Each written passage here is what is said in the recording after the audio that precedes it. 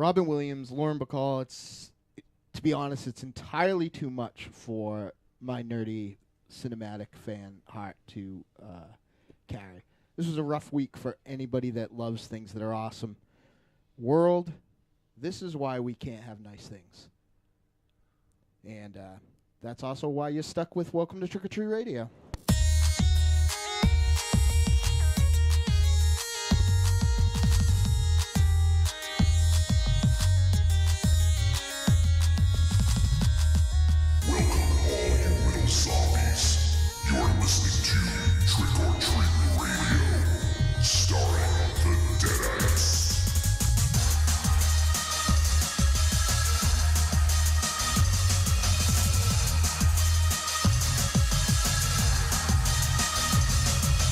Welcome to episode 107 of Trick or Treat Radio.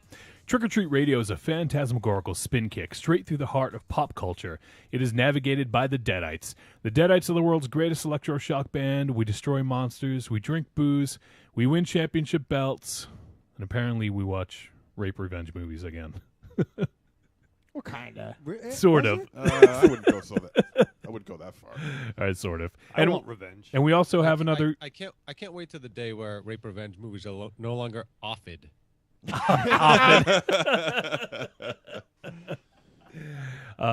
Dynamo. We're also joined by guests, so let's go ahead and get that right out of the way. Why don't you go ahead and introduce our esteemed guest? When I got into podcasts, the one podcast that everybody was repping for, I believe they had maybe taken a short hiatus or something. Maybe he can correct me on that, but everyone was excited for it. They had a lot going on. It turned out to, I was very excited when I did finally sit down and listen to it. Tonight we have one of the co-hosts of that show.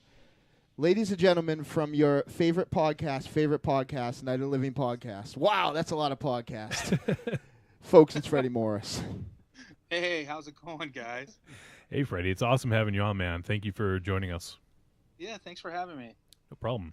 So we have Freddie just for a little bit. So we have him for just about an hour. So we're going to actually jump into the movie a little bit sooner than we normally might just because we want to get some good discussion. But before we do, let me set everything up and let you know what's going on. So tonight we're going to talk about the film All Cheerleaders Die. This is from Lucky McKee. He's your boy, right, Dynamo? Yeah, I fucking love that dude. He put out one of your favorite movies, May, right? He did. Oh, great flick. He's got an excellent serial also. Yep. Is that so? Mm-hmm. Yep. And delicious marshmallows. Yes. And it was also directed by Chris Sivertson, I believe is how you say it. Who has not put out one of my favorite movies. No, it's not. So we're going to be discussing that tonight with Freddie. And after that, who knows? We don't really have much planned. Maybe we'll revive the double tap. We haven't done one of those in a while. I think that's a great idea. Did we talk about that already or no? No. Wow, I meant to text that to you last week that I feel like we should close shows with that again. Yeah, and we have a lot of other stuff to catch up on because we've had so much going on with guests the last few weeks. Spoiler alert, that's not happening next week. Spoiler alert, yeah. Next week we have 2 guests. So we'll get to that a little bit later, though. So, you guys just want to jump right into this film? Yeah, let's fucking dive in. Yeah. Jump in. Here, watch. I'm going to do something. Do it. Ladies and gentlemen, he is the pencil pusher and the head of all media for the Deadites. It's my good buddy, Johnny Wolfenstein. Ow, ow, ow. Oh, we doing intros? Okay, we'll do intros. He is the dark samurai of swing, the synth hoarding, 1/3 of the freebirds of masturbation. Ladies and gentlemen, it's Tiny White. I am so happy to be here. I can't wait to get into this. One time he kissed a girl, and we've been hearing about it since then. It is the hot pocket eating, basement dwelling, king of all comics. It's Michael Ravenshadow. I like it better when Johnny does it, but Bambaleo, everybody. Don't worry, folks. He has never kissed a girl, though he has starred in some amazing gore flicks. He's one hell of a dancer, and he looks much better now with hair. Ladies and gentlemen, the Shemp Howard of Trick or Treat Radio. It's Monster Zero. That's probably the best intro I've ever had. Screw you, Wolfenstein. Ravenstein. I'm Ravenstein. I'm taking Dynamo as my intro from now on. All right, I great. won't talk about all the cool things you've done. Yeah. Yeah. Well, hey. And me, I've killed 200 monsters, bedded 50 and 1/2 supermodels, and I am 1/2 of the United Negro College Fund Affirmative Action Tag Team Champions. It's sexy old Dynamo. I like it better when I do that. Yeah, I mean, come on, you got to have a little bit of realism I ju- involved.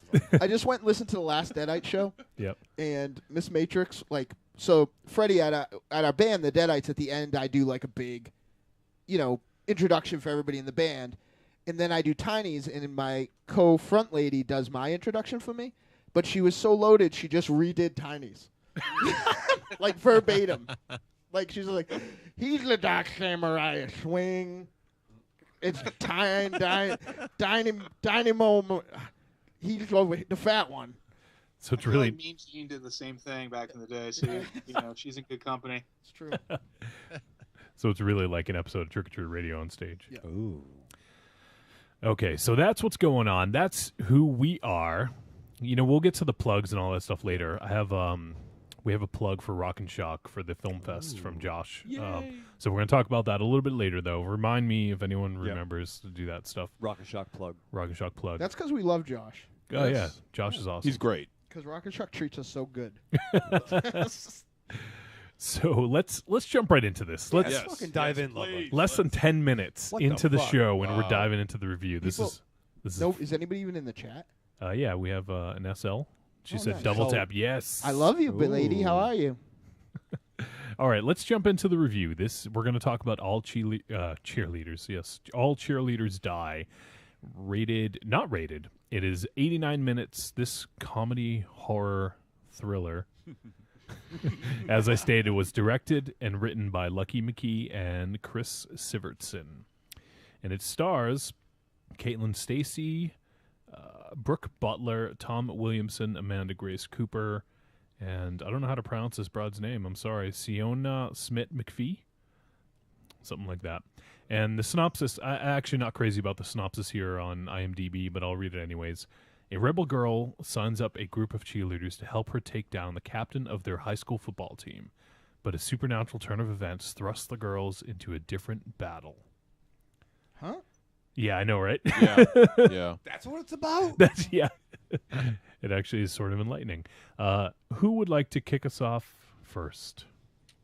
I know it's tradition, but I would like to go not first. Okay. Not because I'm working on what I'm working on right now either, just Yeah, because I'd like to go not first. All right. You know what? How about our guest?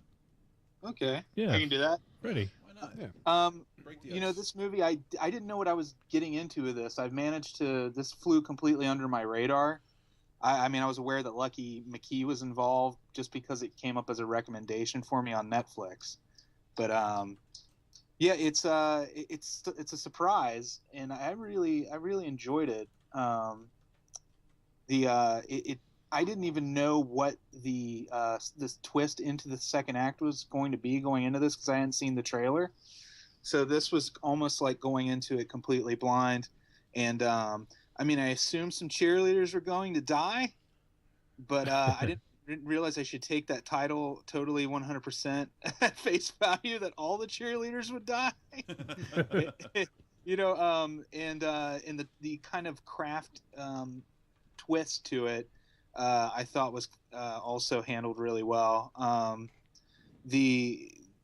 The main character I thought was pretty reminiscent of like the Fairuza Balk character. Yeah. Yeah, from The Craft. So Yes. when she had that opportunity to kind of come in and play out that same kind of arc, I think it's been a while since anybody's touched on that subject matter, and done it in a fun way. So for me, it was a win. I kind of fell in love with Brooke Burke, the kind of bubbly blonde cheerleader. Yeah. Yeah. Yeah, she was something special, and I was really shocked to see Michael Bone in this. Yes. That hit you guys too. That kind of came out of left field, or I was like, what a strange role. But he pops up in strange roles, so I guess I shouldn't have been surprised. As for the villain, I think they did a good job with Tom Williamson playing the captain of the. Do we lose Freddy there? Freddy? Ready? Do we lose him? I don't know. Maybe we lost Tiny too. Tiny? Yeah, there's a problem with the call. Someone. I think my super gulp. I took a gulp of it, and I took some of the internet by accident. Don't drink all the internet. Yeah. I think we're reconnecting up right now. All right. You back, Tiny? Don't drink all these. This is I a am weird back. movie. Tiny's back. All right. Hey, Tiny. All right. We'll hold off for. Get back, and Freddy's gonna be like, yeah, and you know that was my big political statement. And that's why society He's is like, against us. Whew, that was a mouthful. I'd never be able to say anything like that again. Yeah, Where did that this come from? Is available on Netflix Instant if you want to watch while we're waiting to get Freddy back. You might. I think we do have Freddy back now. Hey, all right. Yeah, I I'm think back. so, yeah. Hey, there he is. Hey, I'm not sure what the last thing you heard me say was. I think it the was get off me, Link. You were speaking on the racial makeup between the heroes and the villains. Yeah, it was kind of Which Monster Zero thought was a type of eyeliner, Yes. racial makeup. the eyeliner. Yeah, but yeah, I just thought that was an interesting move. That's something most people tend to shy away from anymore. It's true. Yeah. Is putting races and opposing thematically opposing the antagonistic roles to each other, and I just thought that was just an interesting choice. But it kind of made it stand out in a way because typically they would have the good looking blonde Norwegian looking captain of the football team being the football player rapist character, like the quarterback of that team. We'll definitely toe the line of spoilers, which we tend to do for new stuff. But MZ, what did you think of All Cheerleaders Die? Uh-oh. We winding up here? If there ever was a compatible movie to Dear God No, Email to Monster Zero. this is it.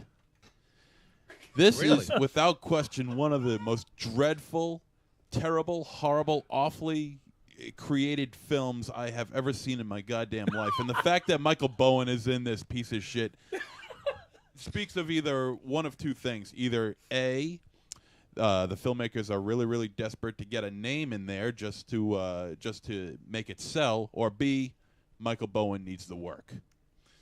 I'm more inclined to go with choice A. This film, and I'm using quotes on this, is just absolutely dreadful. The storyline blows. I hate everybody in this movie. I hate. They're good looking. Right. Yeah, they're all good looking. Your dream movie would be cast of Morlocks. My dream movie would be cast of real people. No. I mean, yes, everyone's attractive. I mean, except for that one stoner football dude. He's got a weird shaped head, doesn't he? I thought he looked like you. Me? What about you? Yeah, that wasn't my high school. Just keep eating your beef jerky and your double gulp. The performances by all these actors and actresses are absolutely horrendous. Even Michael Bowen, I thought, was just really, really poorly used in this movie. The editing in this movie stands out without a doubt. Some of the worst I've ever seen. It's so sloppy and so hackneyed. It's ridiculous. They must have cut it with like a pair of kindergarten scissors, left-handed, no less. I use those. Yeah, they edited this with plinking shears. Is that what you're trying to Pretty say? much. Pretty much. I mean, the editing just didn't seem right at all. The special effects were terrible. Everybody looked like they came from central casting, really. It just terrible, awful, terrible fucking performances. I can't stand this movie. I watched it within the first 8 minutes of this film. I knew I was gonna fucking hate it. You got that fucking bitch fucking cunt cheerleader with the goddamn fucking with her ghetto fucking attitude bullshit. I just fucking wanted to smack her. I almost kicked my fucking TV and I had to watch this crap. And I watched, you know what? To show how much I'm dedicated to this kind of crap, I watched it not once. I watched it fucking twice. Okay? And I'll tell you why. Because I wanted to make sure that what I saw was really what I saw, and it was just fucking awful. Fucking stones going into fucking ears and noses and shit, for Christ's sake. So a lot of the dialogue, you couldn't understand a word they're saying. A lot of noise, a lot of screaming for absolutely nothing, especially during the end when the stones are flying around and trying to revive that one chick. Just absolutely loud and obnoxious movie. Lucky McKee, man, Is that his Scottish cousin? Lucky McKee? Oh, Lucky McKee. Oh, good Lucky McKee. Well, he must have. I swear that other guy must have taken reins of this movie because Lucky McKee is a good actor. McKee, whatever. He's a good director. He's a damn good director, and I loved May. But man, he really shit the bed when he made this film. It's just absolutely terrible. I cannot express how badly I hated this movie. I just hate everybody and everything about it. Are you sure you can't? Yeah. I'll give it another Try. shot. I'll try. This movie, I've seen things swirling in the toilet with better cinematic value. Okay. The only decency that I see in this movie is the lesbo scenes. Great shit. I fucking love lesbians. I know it's hypocritical of me to say I love the hot lesbian scenes, but I hate the people that are in it. I get that. Which was different lesbians. But and I just can't stand this fucking movie. It was terrible. The best part of this whole thing is we're going to get to the end of the verdict and he's going to go treat. But I enjoyed the lighting. And when I saw what happened just before the opening credits, when it says all cheerleaders die. Spoiler alert. Yeah, I'm not saying anything, and I'm like, you got to be fucking kidding me. But yeah, the title is misleading. I hated everybody in this movie. The performances were just The title dreadful. is misleading? The title is misleading. What cheerleaders were left to make that title fraudulent at the end? Well, there's still the eighth grade class. They certainly couldn't be a high school of just that's made up of 4 or 5 cheerleaders, maybe 6 at the most. Yeah. You know, I wanted to puke after watching this movie. I wanted to kick my fucking TV in. Both times? Yes. Both times. And but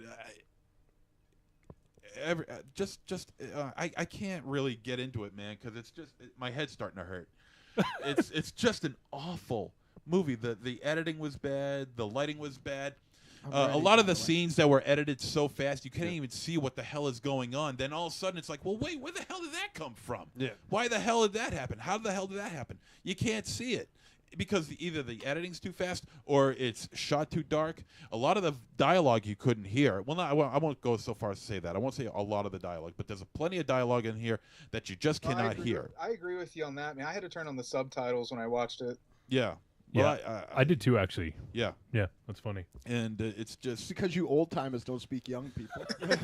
Says the old timer. Hey, I'll have Bush you know mouth. that my girlfriends are very seldom getting any younger. I'll have you know, hey, I'm the old timer around here, man. I'm the old guy around I'm here. 100. You're 300. If you're 300, I'm 500.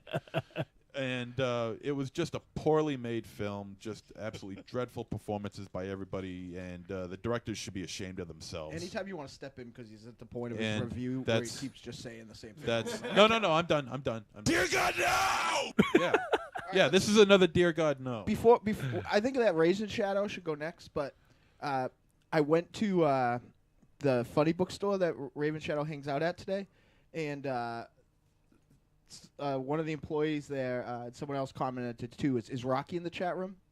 No, I don't think so. Too bad, because apparently, Rocky, based on your comment, people at the funny book store have been calling Ravenshadow a game edition. Hey! Game editions? Because of the way he dresses. Hey! Which was a Rocky comment, I believe. That was Patrick. Oh, it's Patrick? Okay, Yeah. good. I know he's not there. He's not there.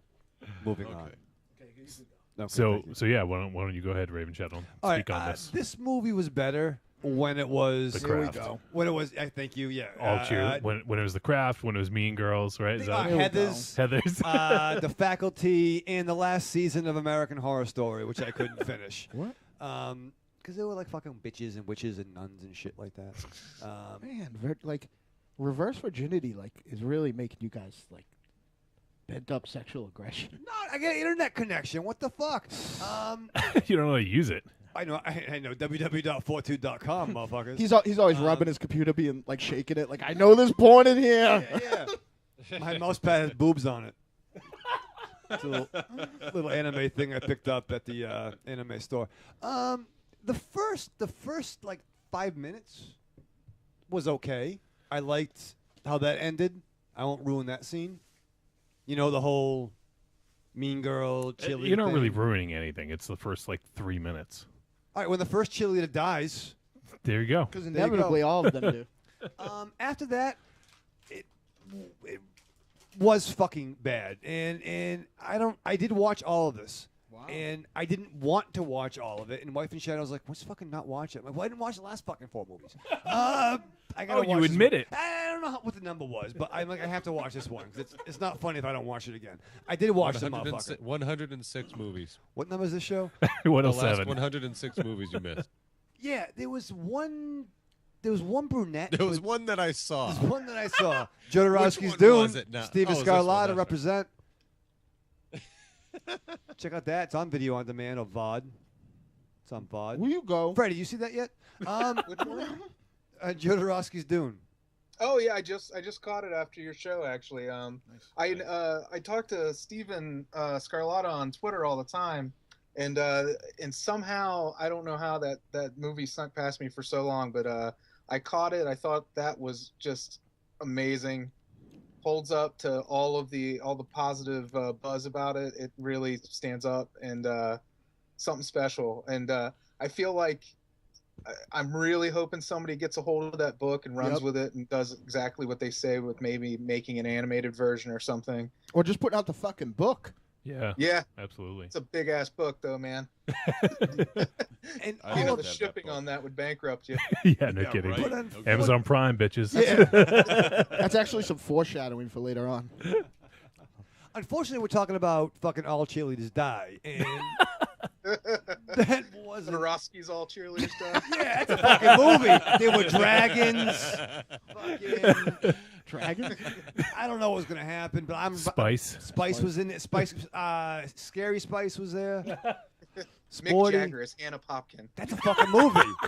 Yeah, but even in this, and I'm going to disagree with you on one point, Monster Zero. On What? 1 point only. Because Did you're you- absolutely right about everything. Really? Yes. What? That girl-on-girl scene was not exciting. Why? Really? It's I was been- excited. It's like, Both. There's two of them actually. One in the main one, and then there's a slighter, smaller one at the end. It was like Yoda getting the lightsaber at the end of whatever the fuck number that was. What? Too fucking late. What? Too fucking late. I don't give a fuck What about would you Yoda have with his preferred? Some lightsaber. fisting? Some nice fisting in the middle Yeah, of Oh my yeah. God. Maybe a pom-pom. What do you want them to do? Bump knuckles for Christ's sake? I didn't believe it. I didn't believe it. Bump tacos, maybe. Yeah. Scissoring. Two hot pussies bumping in the night. Not that even a was single hot guy in lesbian sight. scene. No. What? Oh, Yeah, what, no, from- No. From I Saw the Devil? Or, no, what's that called? Here Comes the Devil. Here comes the Jodorowsky. devil that had that. Yeah. Yeah. Trodorovsky's. Jodorowsky. Jodorowsky's Dune. Move your legs back and forth like a scissors. No, this went on way too fucking long. They were like fucking like It's weird 88 like minutes. infinity gems going It's been on. so long since he watched a movie that he's like, wow, these things are Yeah, long. yeah. Yeah, well, Wow, 89 minutes. 89 Damn. minutes. The Last- Infinity Stones. Is that yeah, so there were he's- like infinity gems going on. Bambaleo, the last movie I watched all the way through it, like Spider-Man and Iceman had Swarm all taken care of and just like 22 minutes in and out. That was a good fucking Damn. movie. Remember fucking Video Man? Remember back in the 50s when they made movies for about an hour and 10 minutes? Now they're an hour and 30. What the fuck? Oh man, I was so surprised. They said that the talkies were going to ruin pictures, but people are talking like crazy in this one. Yeah, I just wanted it to be over. There were so many other cheerleader movies on Netflix I could have watched. Over. Is it a porno movie? I wish it was. All right, I've decided All right, Michael who's Ravenshadow's review is over. Who's next? Yeah, I'm done. I'm done. Tiny. He offered the Offered. review. Yeah. Yeah, Tiny, why don't we get your thoughts? I am 1 hour into this movie. You pulled the Ravenshadow forwarding through, and I think it looks like shit. I think this looks like a piece of shit movie. Honestly, I'm watching you it can't with, say that I'm when you're watching a movie on subtitles, forward. but this does not look interesting What to do me. you- This does Wolfenstein not does look it like all a the Lucky. time. This does not look like something that Lucky McKee had any hand What in kind to of me. review are you doing if you're doing it while you're watching a movie in forward? What do you mean? That's how I watch all my movies. I don't have time for this. All right, it's Wolfie's turn. All right. No, listen. No, you don't get to say I listen, things I about did wa- stuff. I did want to be blown away by this movie because I like where it's coming from. You know what I mean? I like the trailer, but geez, this just looks like a Goosebumps movie to me. This looks like I don't know. It's like Moose Bumps. This looks like Moose Bumps. Yeah, no, I'm not into it. Not into it. All right, I'll go. You know, this. Have you guys read the plot keywords on IMDb for this? No. I mean, like, I don't know how many Goosebumps episodes had mystical orgasms. Are you shitting me? Bear Really? traps.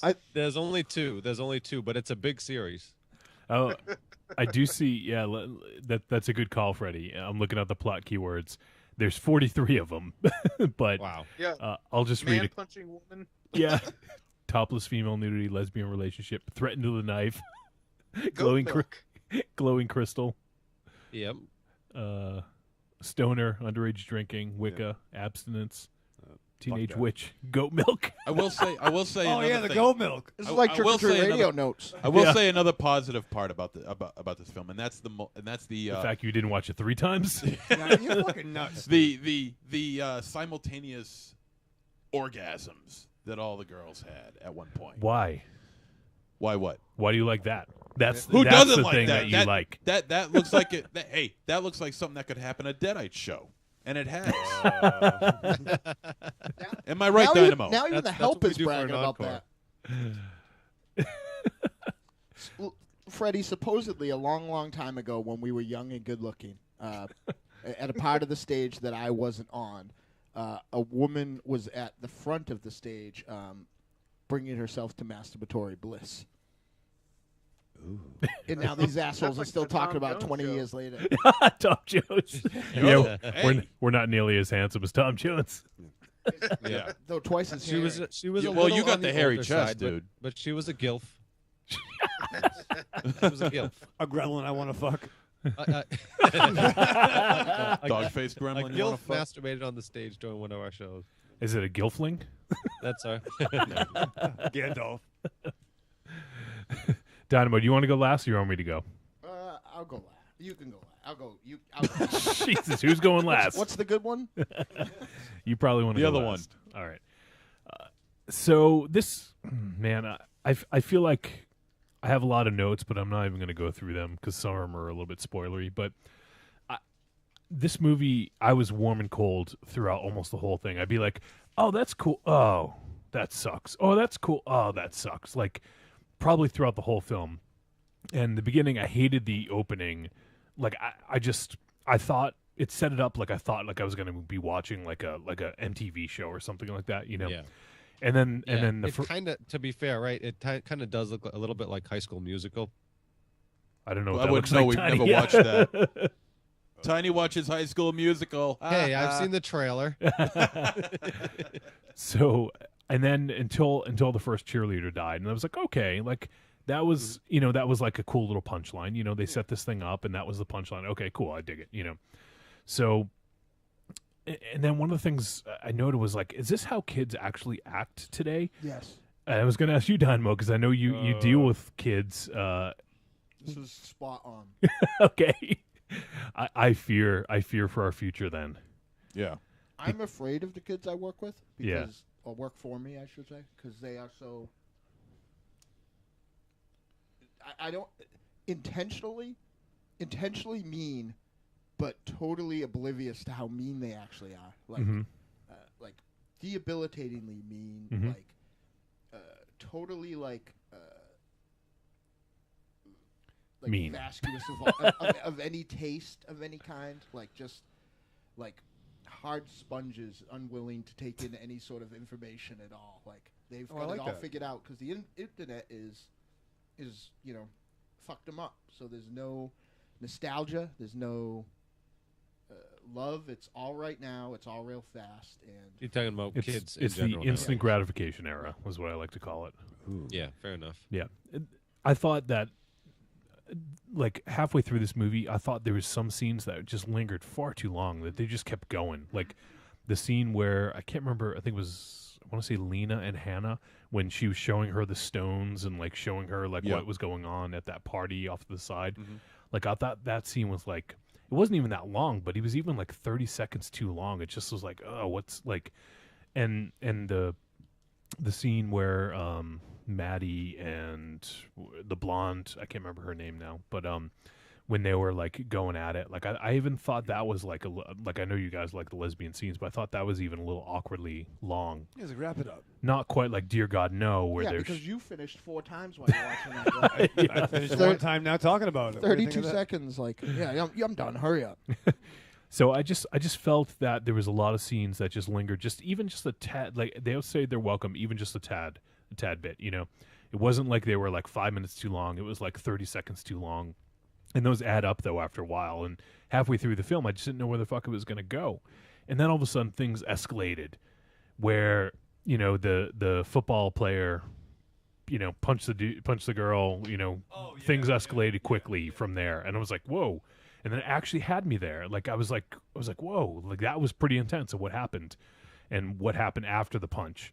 And so I was sort of bought in again. And then when Lena, when she does what she does, the craft girl, I was like, they completely lost me on that part. Or craft services girl. Craft services girl, yeah. You assholes. I don't know why. It just completely lost me. I was bought in that whole that building the tension and everything, and then when that happened, it was almost like I was like a joke. Like I was laughing. Like I just thought it was really poorly executed. But yeah, I mean, I just liked where it was going, and then that scene happened, and it completely changed for me. And then at that point, I was, as we talked about with our buddy Al Goro, when you're not engaged, you're going to pick it apart, right? Yeah. So at that point. Up to that point, I was sort of like in and out, and then from that point on, they lost me, and I can from there on in, I continued to like tear it apart. Although poor Larry, I'm sure he never thought that he was going to end up going that way, right? With no, but if he, I mean, if I'm going to go, that's how I want to go. Yeah. And what was up with that bit? This won't be a spoiler, but the whole 4 minutes earlier. Like that you know what I think that's awful like a Tarantino sort of thing going on. Yeah, but like when you only do it once in your movie, like it just seemed really out of place and really it didn't seem necessary for what they were doing in that scene. You're right. It's just the bizarre editing style. I don't know who edited this movie, man, but damn it, man, go back to school or something. Seriously. I mean, the editing in this movie is absolutely atrocious. The placement of scenes are terrible. Yeah, they didn't do a lot to help you out, like as a viewer, to follow what. Like they didn't draw attention to things that normally. An example is the bear traps. Right. Oh yeah, right. When Terry, the villain character, is fucking around these bear traps. And they're foreshadowing something. You're like, why in the hell is there a bear trap in this scene? Exactly. And some people, in a lot of movies, the editor would have drawn focus to that. They would have maybe cut to a close-up of that and had some dramatic sting. Yeah. And been like, notice this. I agree with that.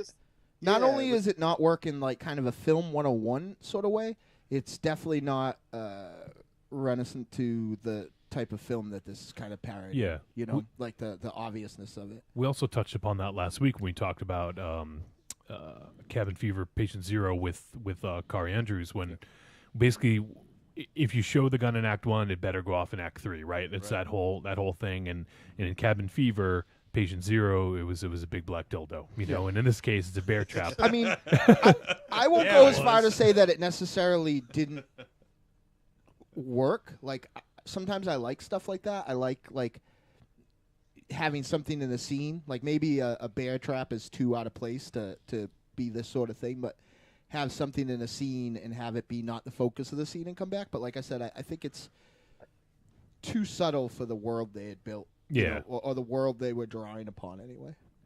Yeah, and I know Robert Kurtzman was the special makeup effects producer. I don't know if that means that he oversaw all of it or not, but I thought in general, I guess the practical effects were fine. Nothing stood out to me, but the CGI was god awful at times. Yeah, The blood. Yeah, the blood in that Going scene where in she the killed. van. Yeah, in the Yeah. van. Yeah, like that just was, to me, was laughable Yeah. at how poorly that was executed. This may be a bit of a spoiler, I guess, but were they vampires, zombies, witches? Like, were they some combination of all three? Like, what the fuck? Like, what was the mythology there? There's nothing. Granted, I'm all for people creating their own versions of monsters or whatever, but I just couldn't grasp onto this, and I there's liked that. Actually. there was no basis in any other mythology for me, because it was like everything. So for me, that kind of pulled me out a little bit more. And in typical Ravenshadow fashion, I was trying to think of what he would say. I said it would be a combination between The Craft meets Bring It On meets Mean Girls, but apparently I wasn't. You were I was a close. little off. I thought about Mean Girls, but then I did watch Heathers like the day before. Okay. So I threw that in for nostalgia. And when the revelation about why Maddie wanted revenge came to light, like, things came around for me, and I was like, oh, like, okay, like, I was wondering why she wanted to get revenge, you know. And I thought she just didn't, you know, like, I thought it was something. Because they didn't dump enough into that friendship. Yeah, like, I just felt it was like, oh, it was a revelation at the end, but I think they could have built this differently, where if they told the story in a more linear fashion, perhaps it might have had more effect. Because I didn't give a fuck about any of these characters. No. I don't know if you're supposed to. I don't know what the directors and the writers had in mind, but I didn't give a fuck about anyone. But maybe I would have been more sympathetic towards Maddie's character had these events come to light earlier, you know? Yeah. So I don't know. I just felt that was a miss there. There's some other stuff I don't want to. I guess it's a little spoilery, but one thing I will mention is the voice effects were ridiculous and unnecessary. Oh, I know. That fucking annoyed the piss out of me, man. Yeah. So that's, without getting into spoiler territory, I'll just end my bit there. And Dynamo, why don't you go ahead and speak on this, and then we'll do the verdict. With the exception of our esteemed guest and the person who didn't actually watch the movie, I disagree with all of you. I feel like Ravenshadow and Monster Zero reviewed this film in the same way they handle a tiny white joke. They know somebody said something, but they don't realize they don't get the joke.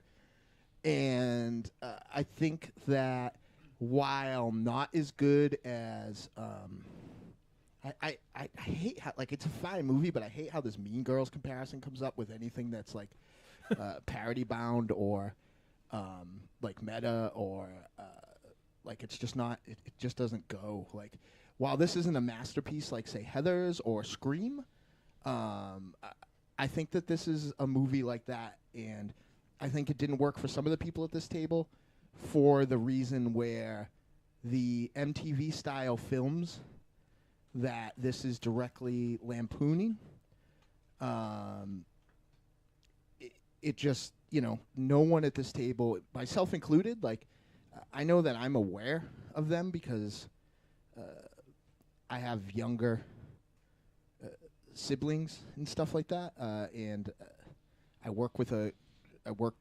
an army of empty-headed teenagers that work under me, but, like, you know, I know that there's a Teen Wolf, and, you know, for a while there would be some Michael J. Fox. No, not that one. It was a Good good point. Not movie. a real Teen Wolf. Yeah. Styles, for you know, Van Surfen. there would be that sort of thing, and, you know, all these kind of MTV like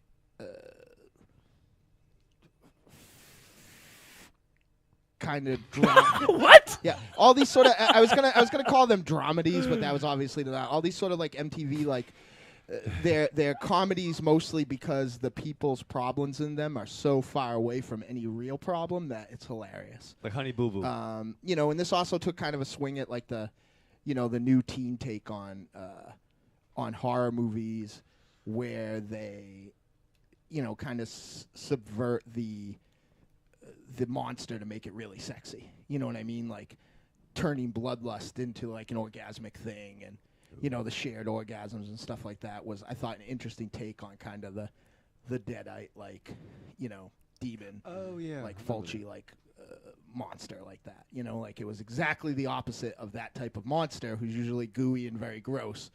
These monsters were like really sexy, and the way that their powers were given to them were like in like a really slick, not very not unaesthetically pleasing way. The other thing that I liked about this movie, and Freddie touched upon it a little bit, was how they subverted the roles of the characters in this film.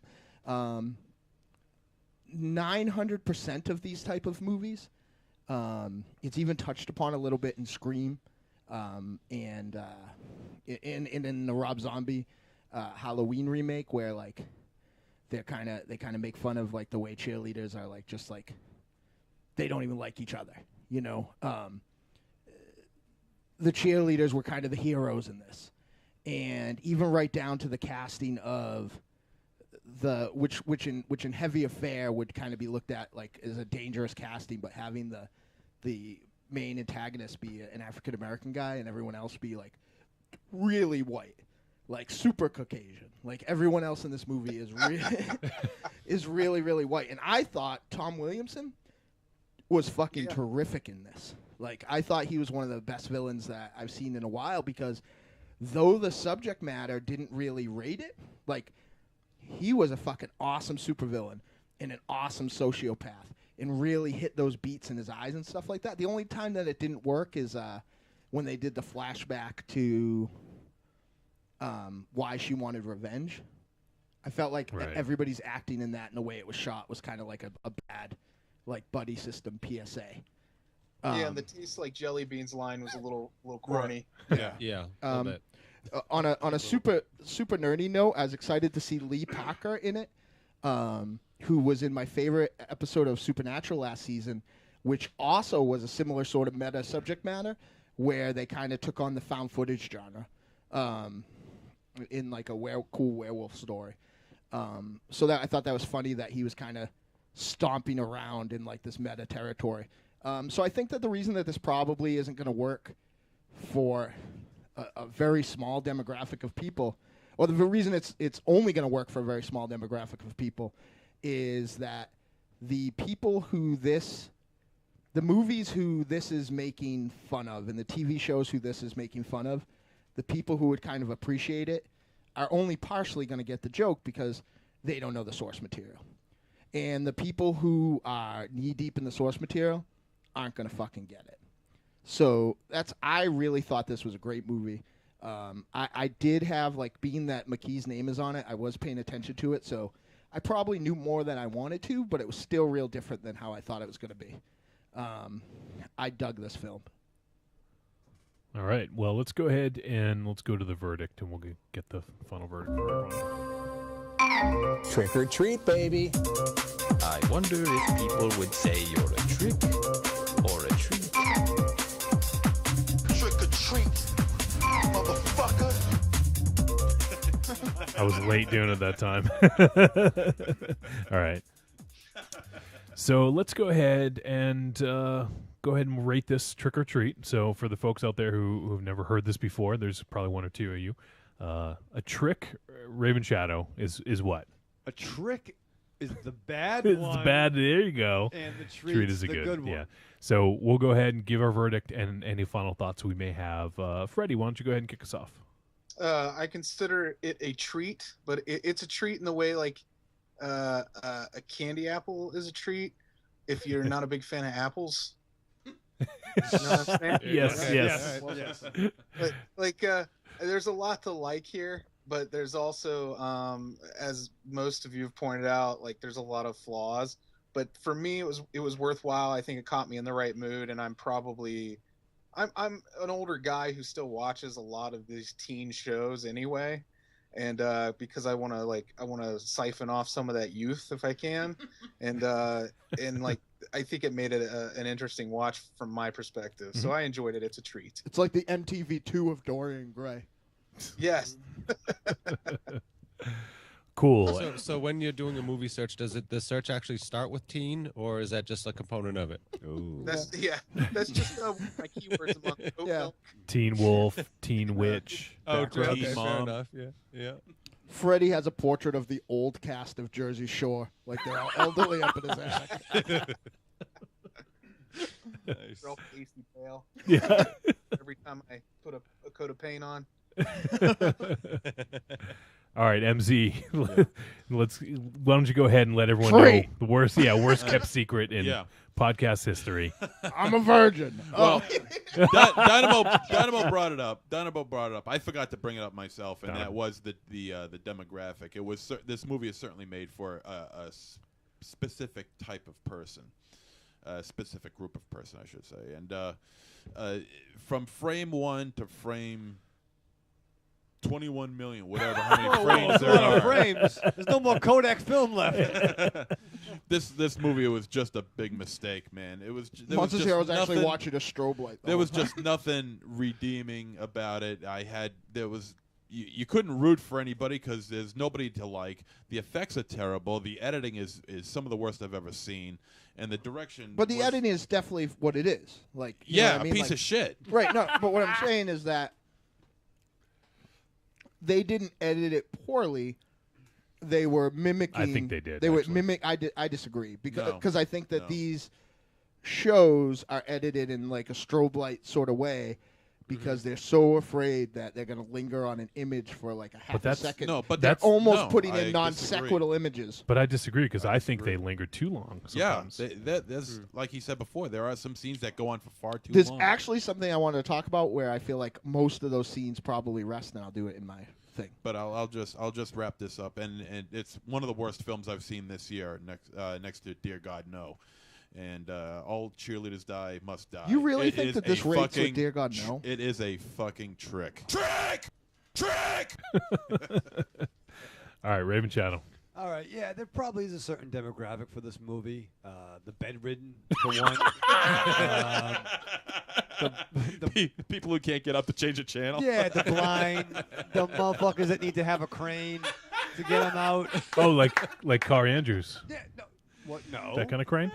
I don't think so. Kari's a good fucking guy. No, for V is for Vadges. He was Oh, looking yeah, for a crane. yeah. One of them a big fucking Kari Angels crane, get a robot. Yeah, they'll really enjoy this. This movie's a fucking waste of time. It was a big fucking dull dud.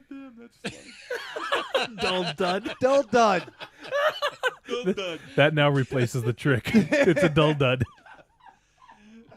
Dull dud. Trick. That's funny. All right, Tanya, I guess speak on what you know. I truly, honestly believe that I get this movie. I saw every scene with not watching it. with 40-second cuts between them. I saw every scene from beginning to end. And so I get it. I get the vibe of the movie. I caught the plot. I had everything subtitled, so it's not like I didn't glean what was going on in this movie.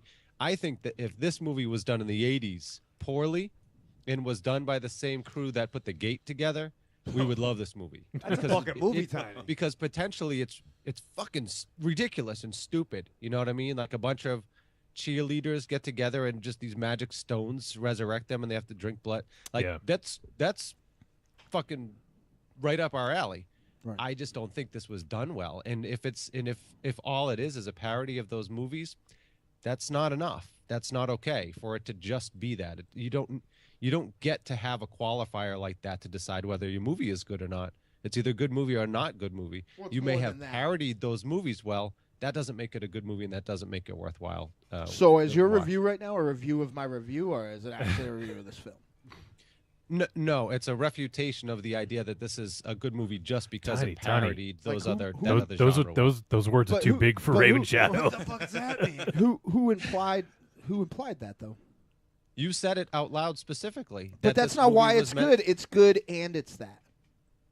Like I don't like it because it's that. I certainly am not going to debate your like or dislike of the movie, but I think that a lot of the points that it hit, a lot of the marks that it hit, were meant to be in that genre of movie. And if I don't know, even like almost like I'm not going to say Twilight, but it's a teen movie, But but there it's was- not. It's not for them. So what is it supposed to be? There was 'Cause stuff it's not that- for it's not for me, and it's not for those people that are watching those movies that this parodies.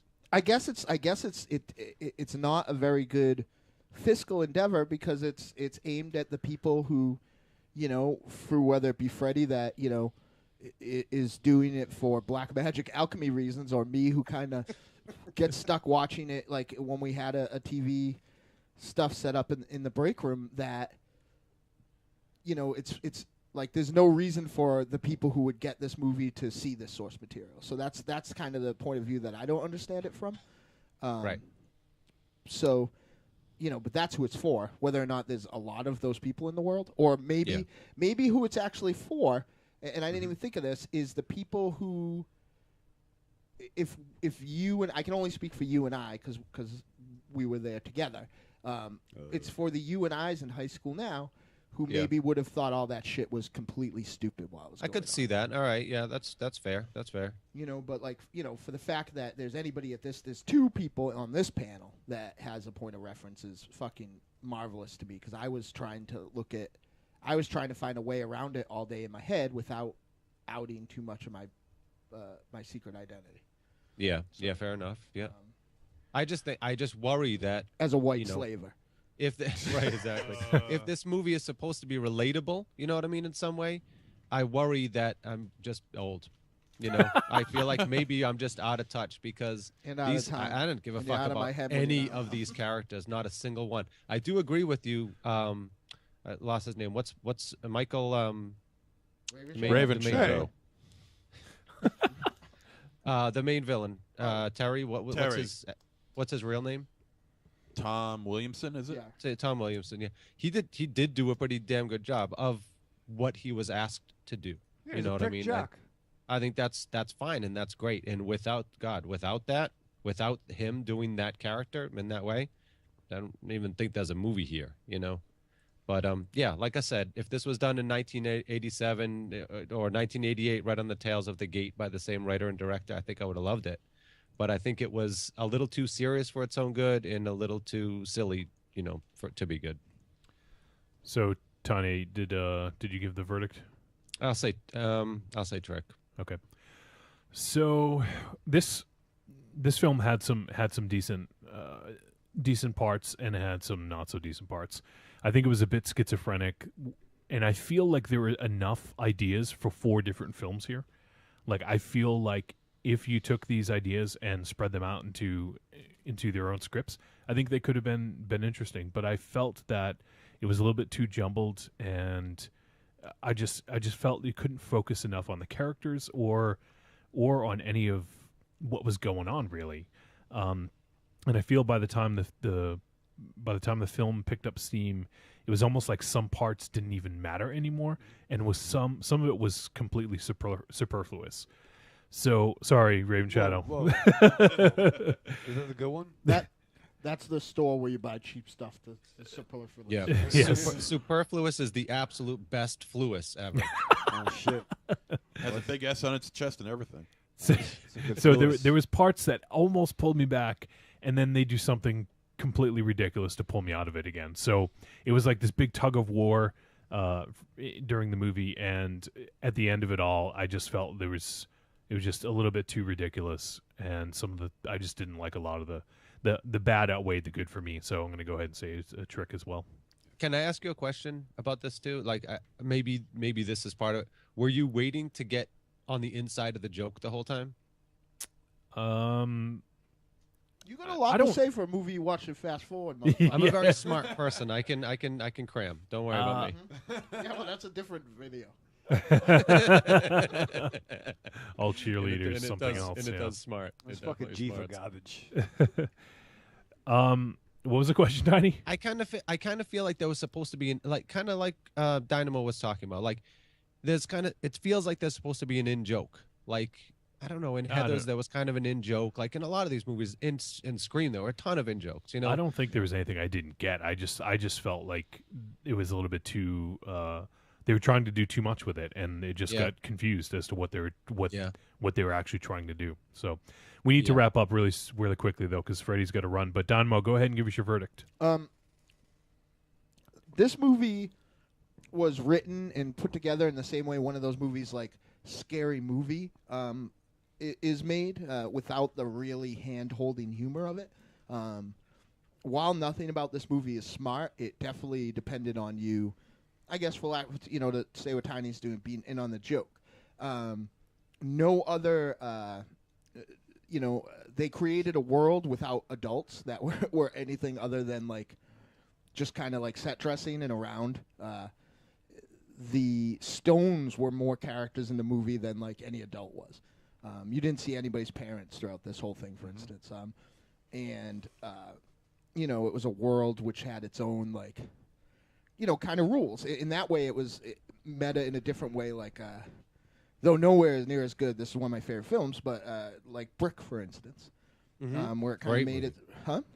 Great movie. Yeah, where it kind of made its own rules. And what really illustrated this for me, which really, like, kind of tied it together, was the two lesbians that were in love with each other had a theme that was kind of an old-timey theme, like right out of Casablanca, that was kind of like showing that their relationship. You just use All Cheerleaders Die and Casablanca in the same sentence. Yeah. Am I correct? Okay. Well, the music of if you heard the musical cue that I'm speaking of, it was right out of that sort of film, and it was kind of saying that these two have like this is a word that I always say, like I always fucking Michael Ravenshadow this expression, but kind of like an unequated love that doesn't unrequited. Yeah, thank you. That doesn't exist in this unrequired in this sort of world. You know what I mean? Like they have a love that's more genuine than anything else in this world. And that's why and another cool thing real quick that they did that I forgot to mention is that the music changed once they got undead. The music kind of changed to like a mall alternative instead of like mall date rapey after they turned into Which mall is this? Don't go there. Yeah, don't go to I that. don't care what's on sale. Don't go to the raid mall. mall. Actually, it's got Freddy Krueger's of Hollywood. Black Friday. Day. So this is a treat for me. Like I really like this, and I really felt like there was. I feel like Wolfie and Freddy got it, but I feel like that was. So if you want to try to find a review other than me where this is, I think that most people will probably land somewhere in between Freddy and Wolfie. This is a treat. All right, well there you have it. So we had two treats, and everyone else was Smart. a trick. Although Tiny didn't. He saw you get it, Tiny, but you didn't see it. Yeah, I'm you certainly get it. not. Okay. Yeah, what I had to say is all I have to say. All right, so there you have it. There's our discussion about All Cheerleaders Die. We'll talk about what's coming up for next week in just a moment, but we have to say goodbye to our guest, Freddy Morris. Freddy, I would love for you to go ahead and tell folks how they can listen to you. I know you have a couple podcasts, so please plug them and let people know how they can hear you. Yeah, well, we do Night of the Living podcast, which is at notlp.com. Actually, now everything that I do will be going through that feed. We also did a kind of a classic film podcast series called Film Mad Society, which is a little more like in-depth look at classic movies and how they were made and stories from Hollywood and everything, which I'm hoping to revive under that same feed as NOTLP. And then Amy from the podcast is also doing a show now called High Five Happy Hour, which is just kind of a spin on like positive things they want to give high fives to. That's Amy and Kelly doing that. So we got all that stuff churning out of the site, and this was a blast, guys. It flew by really fast. So Yeah. thanks for having me. Do you guys still have the app? Yeah, we have a iPhone and Android and Windows phone app. Just search the App Store Night of the Living podcast. I think you can go on Amazon and find it too, which is and there's some bonus material with the app that you can only get if you have the app, which is fun. It's awesome. But That's we're very still cool. doing that. I saw the use policy on that allows the app to call your friends and text your friends without your permission. Is that right? Yeah, also it reveals your location at all times. That's Good. Yes. Good. Great for Hey, man, stalkers. it's worth it. It's worth it for the Whenever you content. enter a bathroom, the camera turns on. That's it. That's Awesome, amazing. We need a Kelly on our show Kelly and Amy on our show to yell at us when we start too slow. not talk about Yeah. the movie, like to holler at us, like you guys get hollered at. Oh man, we definitely need that. Yeah.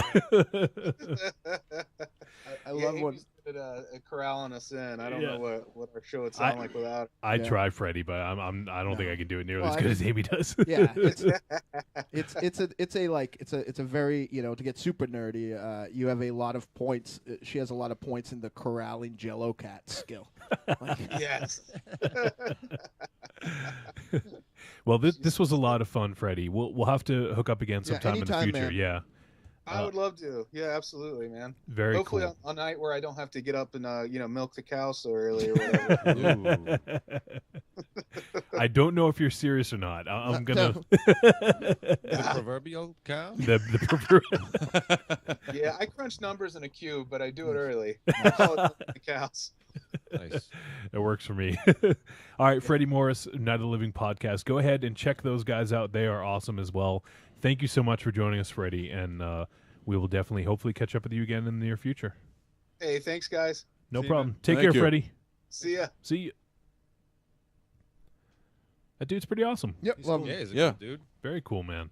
Yeah, if you guys have, I have an admission to make. Maybe I shouldn't make this after we just had him on, but I hadn't listened to Night of the Living podcast until just recently, It's a good and time. checked it out. And they're actually very similar to sort of what we do. They have 4, 5, I think even 6 people. Maybe I've heard Yeah. in studio, and they have discussions like us. And it's pretty cool. So if you haven't checked out Night of the Living podcast, go check them out. I think we're debating. We're not sure if they're the longest running Yeah, I meant horror to film. ask. Yeah, longest running horror film podcast or not. But if not, they're definitely very, very close to being the longest running. I'm a Ravenshadow, fix your fucking mic. Look at this thing. Jesus Christ. It's about to fall out of the fucking holder. Yeah. Oh, it's comfy. That's what it's. It's comfy. Christ. What, those of did you did who it can't tell you see- it was comfy? This is a reference for one person, but those of you who can't see the live feed, his mic constantly looks like what his crotch looks like when his wife kneels down before him. What? Like it just can't get it full mast at all. What? Like all the blood his body is putting towards it, and it's like I can't do it. Is that what she tells you when you Yeah. go over? It's more like, oh, Don't try to explain the mechanics of a microphone stand to Ravenshadow. It's like getting out of the shower Or a to take penis. piss. You're talking to a fucking Muppet's ass, asshole. Yeah. And so long as it doesn't talk All right. back, I'm all right. Yeah, that's some fucking felt on- friction. so- Who the fuck's neck job? So anyway, I'm way behind, but there's one of my favorite things on. Whoops, Uh, I they- forgot to put up the crawl that said we're talking to Freddie. No, Whoops. They I just do, put it up um, now. we edit that. They do a Hi, thing I'm called Carter. which I would like to steal. I'm gonna steal this someday in some capacity. It's called direct to video Russian roulette, and they find like what sounds like the shittiest direct to video movie, and then like randomly pick one of the members to have to watch it and review it. That it's a good time, and they have theme months. They for a while were doing Mexican horror month, and it's Nice. real Sounds like a real good show, real fun. You would like it a lot. What's because it it's called? Night of the Living podcast. Oh, No. you talk about them. Okay. Oh yeah, you would. No, I didn't. I didn't. I thought he skewered off the I am no, so okay, proud to say that my co-hosts never miss an opportunity to embarrass me in public. And I'm going to continue to other do one. so until the day I die. Yeah. The other Which- one. Which, if the anvil I just ordered outside the window has anything to do with it, it'll be short. One thing we didn't mention. I wanted to bring this up. We didn't mention during the review was this was actually a remake. Because Kind of almost in name only. yeah, I've never seen the original, so I don't know. I haven't seen it either, but I read a lot about it when it Yeah. was like a holy grail thing when Yeah, I yeah. discovered like May and stuff. So Well, yeah, Joe Bob Briggs had talked about it, and apparently he gave, I don't know if it's out of 5 stars, but he gave the film 2 stars and summed it up as Return of the Living Dead meets Cheerleader Camp meets Stoner. That's the original one he's talking about from 2001. Yeah, well, And that guy, he reviews films based on the 3 B's: that's true. beasts, blood, and boobs. Yep. And so this one, And very little amount of boobs, considering a cheerleader movie, man. There were no boobs. No, there was there one was. scene. You didn't watch it. I did know there was barely. You couldn't see the nipple. What are you Oh, you talking could, about? yeah. It was in the bathroom when she had sex with the dude with the two that changed bodies. Yeah. No, the 2 girls when she. No. I feel like that was even a funny thing. When the too. hot brunette. Like, while none of these people look 16, like, so right forgettable. down to the way they did her makeup, and it was because she was supposed to be, like, like kind of bookish, but, like, or like, abstinent, I guess, but, like, that girl looked like 40. Which she one? did look older. The The sister, one of the sisters. one of the The ones that had God-fearing. Freaky Friday thing. Oh yes. Oh yeah. So the original film was directed by Lucky McKee and Chris Sivertson. What about me? So they Lucky McKee. they basically redid their own film 13 years later, because apparently they did the first one right after graduating college. It was their first That's thing. interesting. So, yep. I wonder if that one would be better. Bitter or better? Bitter. A bitter pill to swallow because it's better. I don't want to No, say. I wonder if it's better. I bet I would like it better. I bet you would like it bitter too. Yeah. Go to commercial. I don't want to say the what happens at the end, but the end when they reveal the first end title. Yeah. Yeah, right? Exactly. Yeah. Doesn't lead you to think there's going to be. Yeah, but Don't say it. Don't say it.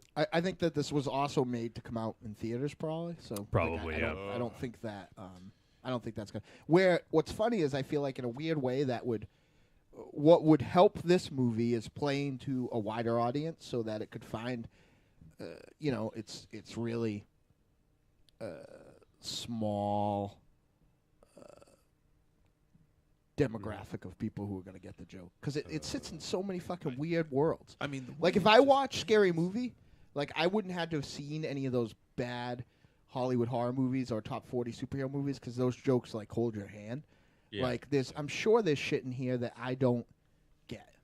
You know what I mean? Like, and Tiny's 100% right. That doesn't, like, validate it. You know what I mean? Like, my enjoyment of it or make it a good movie because I don't get the joke. You know, for some things should probably play a little broader, I guess, for lack of a better way to put it. But I don't know. It's definitely kind of it's funny to say anything that happens on, like, where 90% of the media is aimed at this audience is esoteric, but for at this table, it kind of is. Esoteric. Yeah. I just want to read real quick. This is from Wikipedia. They just have basically a paragraph about the film's reception. So there's just some quotes from reviews. I don't want to read full reviews, but just some quotes. And so from Rotten Tomatoes, it has a 48% rotten based on 25 reviews. One of the reviews is, All Cheerleaders Die sets out to subvert horror tropes, but ends up falling victim to many of the same trashy cliches it's trying to mock. We Got This Covered praised the film for its originality and summed the film up by saying, mindless and contrived at points, no doubt, but All Cheerleaders Die is undeniably a witching, bitching good time. I'm going to stop there because it talks about the end, which is a spoiler. FearNet also gave a positive review stating that what's probably most amusing about All Cheerleaders Die is that it will probably earn a lot of rentals from young male horror fans who smile at the idea of 5 evil succubi and the promise of some lesbian kissing, when it's actually a very smart and subversive satire about the way women are very often objectified in horror films. I knew I liked FearNet. Well, they're gone now. Yeah, liked. I Yeah. think that review is what put them under. I liked Robin Williams too, and look where It's that got him. interesting.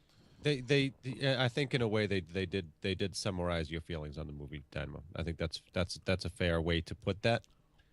I just didn't see it. I get it, and I agree that I totally agree that this is probably what they were trying to do. I don't. But I actually felt that at one point in time I wrote in my notes that I thought the film was a little misogynistic. But I think if that's the case, maybe it was because they were trying to sort of highlight, like it says, subversive satire about the way women are objectified. So, I think, but I don't. Yeah, but women are objectified in horror movies all the time. What I mean? Well, I know if that's what this it's saying. No, but I mean, if that's the joke, I mean, I certainly But I don't didn't think catch that it because it's just like Tiny said. It's just the way it was presented. It was just done very, very sloppily. And I disagree. I would say that it is almost to duplicate their totally inappropriate use of or your thinking of misogynistic, I guess. I would say that it's almost like outwardly I guess I don't want to say. I was going to say outwardly feminist in the way that it portrays women as like the heroes, but it certainly doesn't because they're trying to be dumb bitchy teenagers. You know, Right, I certainly don't think it's misogynistic. And at the end of the day, I don't want to give anything away, but like I don't think they came out on top, so to speak. You know. I don't know. Well, I guess I don't want to say too much more, but all right. Well, we've talked enough about that film, so I just wanted to get that out there, and the fact that it was actually but a remake. neither did the dudes, right? Well, I guess you're right in a way, but I just feel with the main football player, what happened, you know, like what happened with him, like I just felt, I don't know. We can talk about it during the break. I don't want to have too many spoilers, but so that's all. Cheerleaders Die. It is available on Netflix. So if you're on the fence about our review and you want to just check it out for yourself, just go ahead and do it. Cue it up, watch it, give us your thoughts on the fib. Speaking of which, Ravenshadow, what is the fib? Oh my God! I'm glad you asked, Johnny. It's the fan interaction board. 200+ members, still growing On Facebook? Yeah. on the Facebook interwebs, I'm gonna look at that right now. mobile device. Mobile device. You know, You've been kind of for better or better kind of absent lately, huh? On the fib. Have I? Yeah. I don't know. I haven't really You've been, noticed. you know, in your normal I haven't feed, noticed. I haven't noticed. in the normal feed has been the same half-thought, callous, You know, it's- sound bites that you give all the time. But like on the fib, we haven't seen very much of you. That's true. Yeah, that's true. I'll have to change that. Don't rush. Nice. I'll set you up with a good Robin Williams joke. How does that sound? Oh, Oh. Jesus. I'll punch you right in the fucking soul. You can say that on the mic, Dynamo. I'll punch you right in the. No, I was Not mad to- for real.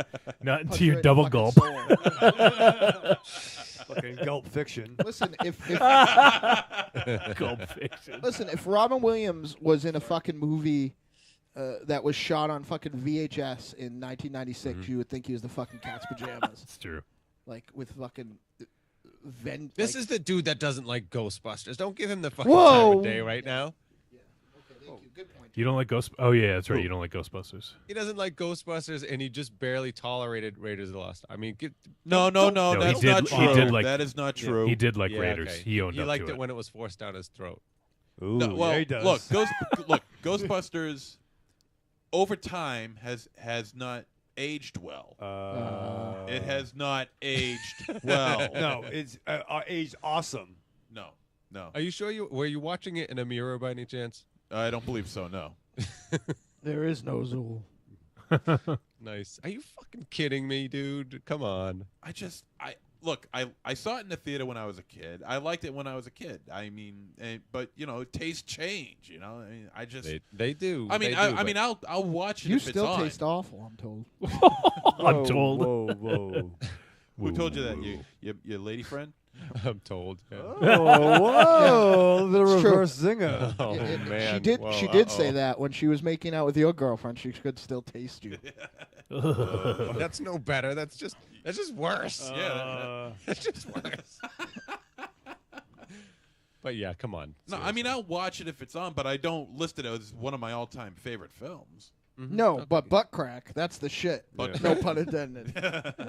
Butt Crack is Wood chipper fucking massacre. Wood Chipper is a fucking good time. I watched that just last week. Yeah, we August, know. August Underground. You get that August on blue. Underground, So yeah. what don't you like about Robin Williams? I find. Oh, are we going to get into this? Just real quick, No, because no, this no, would bother I'm me. not- we're not going to get If into he it was deep, if he was at my house when he said that, he would be talking I'm to you through a curious, broken yeah, I'm- nose. I'm curious. We're not going to get too deep in on this. The- okay, but like I'm just- everyone I'm in just the gonna say, Deadites wanted to fight you. I don't care. Well, most Uh, of the Deadites. I think he's a better serious actor than he is a comedian. Okay, I so just it's I a good never thing really- he's dead then, right? I never cared much for his comedy. Whoa. I never cared Okay. much for his Well, comedy. yeah, I think let him his- explain. Yeah, I think his best films are his better films, I should say, are his serious roles. Good Will Hunting, and Dead Poet Society, I think, is his best film. Awakenings and Oh man, I forgot about Awakenings. and Flubber. Wait, so didn't you? Such a So dick. wasn't your comment something like, Robin Williams is dead? Meh. Yeah. pretty much. So I mean, you're saying that like he's this amazing, critically acclaimed actor for all these serious roles. Like that's not meh. That's just like you happen to like his serious stuff. He's excellent in his serious stuff. Well, the thing is that No, if you're the not thing good is- at everything in Monster Zero's world, you're the shit. Exactly. He Yeah, was awesome as Mork. He was. Have you guys seen What Dreams May Come? Yeah, saw it in the theater. That is just a fucking truly It's bizarre, mind-blowing yeah, movie. it's- It really is. It is. It's crazy. Adventures of Baron Munchausen. I mean, he's got a That's a small great scene movie, in yeah. that, but I mean, Shakes the Clown. I've never seen Shakes the. He's in Shakes Oh, the Clown. you gotta watch it. Yeah, he plays a mime. It's like a cameo. That has one of my favorite, like, cringe-inducing lines in cinema history. Which one? When the giant African-American lady says, "It's like I got peanut butter pussy. It's dark, creamy, and easy to spread." Oh my God, I forgot about that line. Yeah, it's not good. Insomnia, 1 hour photo. Insomnia. In the cut. Photo. Yeah. All right. Well, that's if we get talking about this, it's gonna take us a while. Let me just veer off a little bit here. We just got another. Was this called the many movie moments of Monster Zero? Was that what it was called? We got one of those. nice. Then. Oh, nice. What Okay. happened? I'm gonna. What happened? What happened? I'm on this podcast. I did another movie. So let's play this, and then we'll take a break right after. Yeah, let me just play it. Here we go. And now, Trick or Treat Radio proudly presents the many movie moments of Monster Zero. Hello there, and welcome to the many movie moments of Monster Zero, a celebration of the lesser-known works of a man critics have described as everything from the finest actor of his generation to the second coming of Marlon Brando. If there's one thing that most people adore about the 1996 noir classic Fargo, it's the fact that they get to watch scene after scene of people talking on the phone.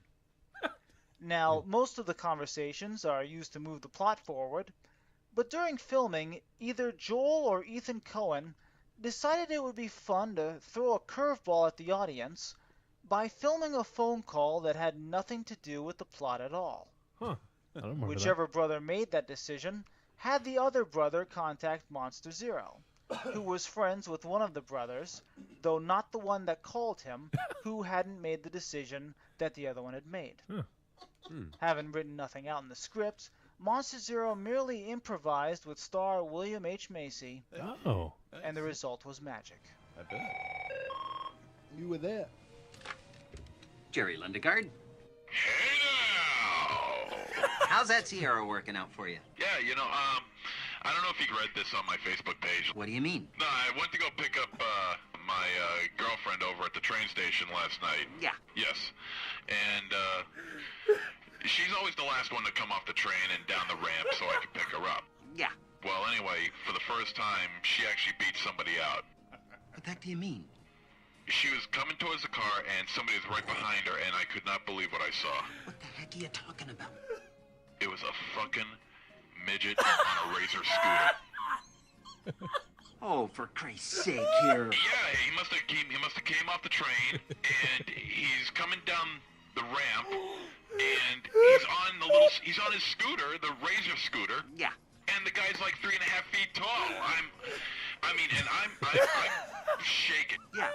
I start shaking and quivering and start having seizures like Roger Rabbit after he takes a drink of alcohol. Oh, jeez. Man, you had to see this. You couldn't make this shit up. A fucking midget on a Razor scooter. I couldn't believe it. Yeah, well, they exist, all right. I wanted to take a picture of this, Yeah. but I was afraid he was going to headbutt my tires. Well, yeah. Would you have sex with a midget? What the heck are you talking about? Right now, right here on this table. Yeah, Yeah. You would. Yeah. I gotta get out of here. I'm gonna have a protein pack. Okay, real good then. Arrivederci, douchebag. Sadly, the scene was cut from the film due to time constraints, but was available as a special feature on the film's 10th anniversary Laserdisc. That's all the time we have. Thank you for listening, and we hope to see you next time for the many movie moments of Monster Zero. Oh God, that was brilliant. How did you fucking tell me you were in the scene with William H. Macy, you motherfucker? Hey, Hey, some things just got to stay secret, you know? Well, they're coming out now. Yeah, I guess so. Hey, we're residuals, man. I want that. You weren't even in it. You weren't. Yeah. Hey, come on, man. I worked hard on that. Oh shit, that was amazing. Fucking midget. Fucking midget. All right, let's cut to a break. We'll be right back, and we'll I don't know. We'll do something. We'll be right back. Do you love a scary story? Do you love to dance? The Big Scary Monster Haunts at Midnight is a collection of dark songs about sex, love, death, revenge, and the end of the world. Brought to you by the world's greatest monster hunting electro-genre band, the Deadites.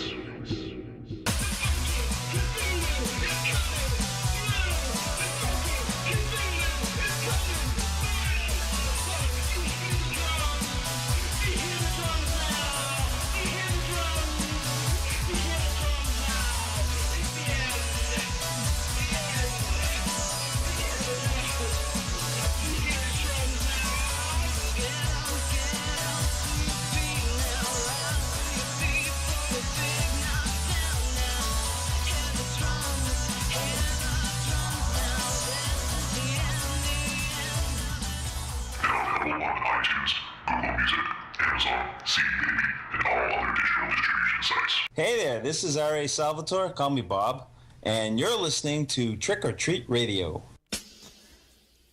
I will be Burble. What's up, y'all? It's me, the Yeti. Telling all the ladies that they couldn't be more fine and that we should knock those boots like Frankenstein. When I want to get my nerd on, I go to Facebook and I go to the Trick or Treat Radio Facebook group. That's the place where I get to talk about all the hip new horror movies, all the cool comics. What comics? RPGs, video games, you name it, we're talking about shit on there. And you could not be any cooler if you were the coolest kid in school. Be the first kid on your block to swing that cock over at the Trick or Treat Radio Facebook group. Just go to Facebook, search for Trick or Treat Radio, ask to join, and it's like Nerd Nirvana, baby, without the shotgun blast. This is the Yeti, signing out. See you at the Trick or Treat Radio Facebook group. Follow us on Twitter at The Deadites, TheDeadites.com, and TrickOrTreatRadio.com.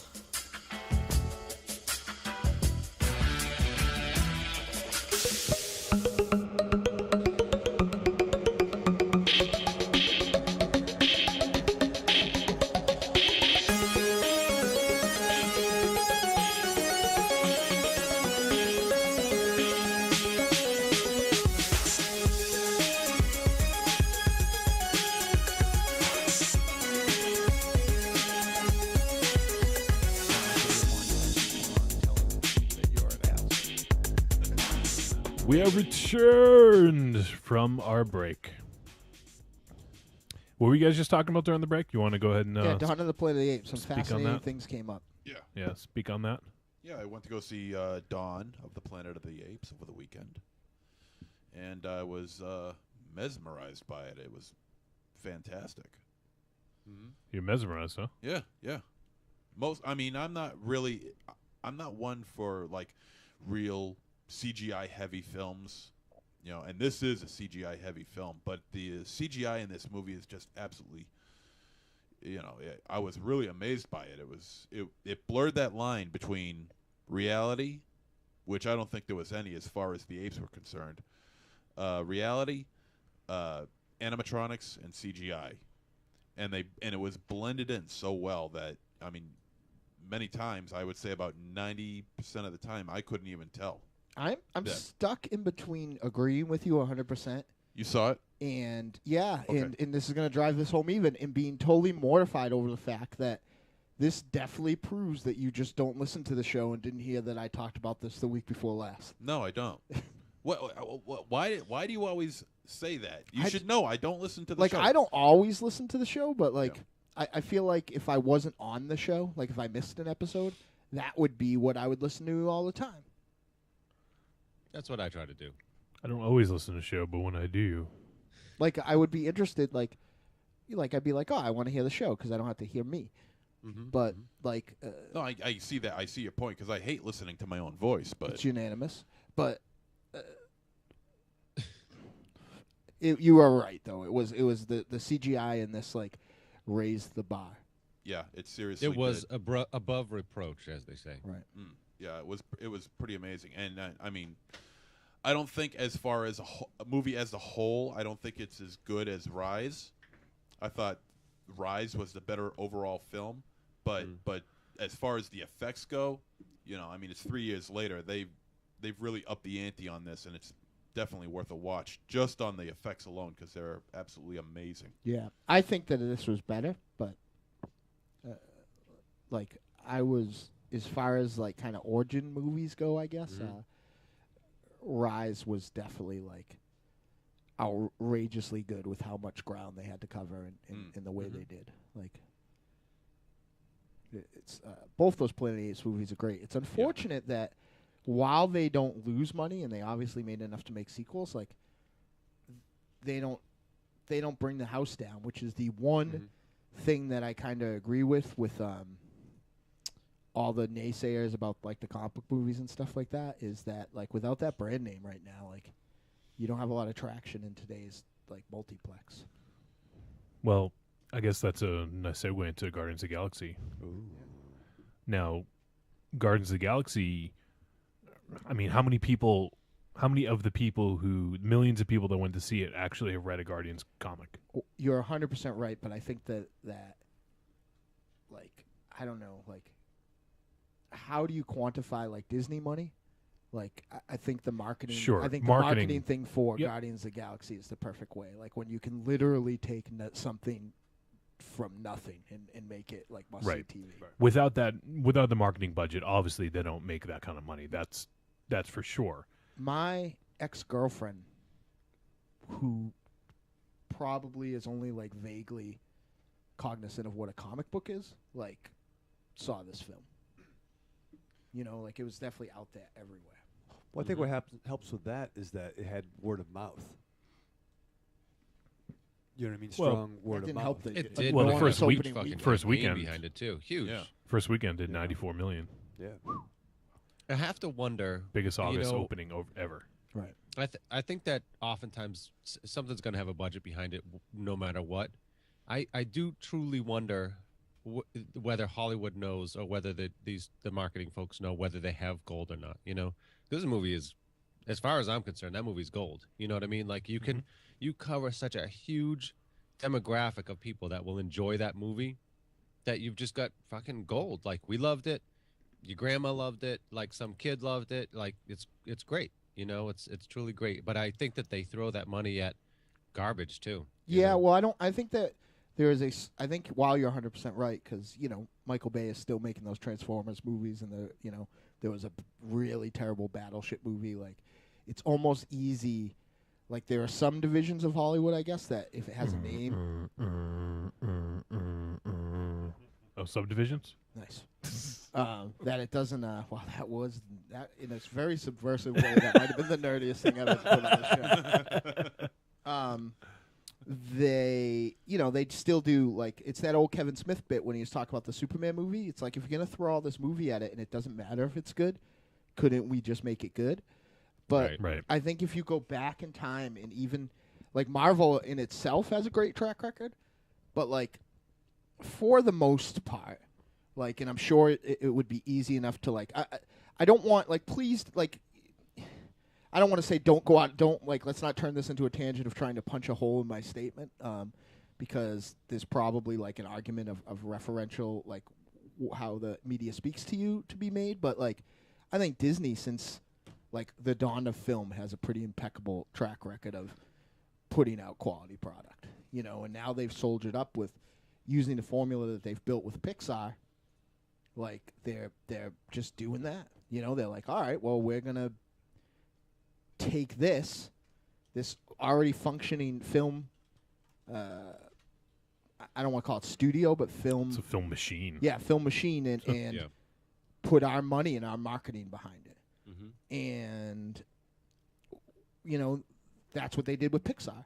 And now they've done it with 2 safe bets of, buying out LucasArts.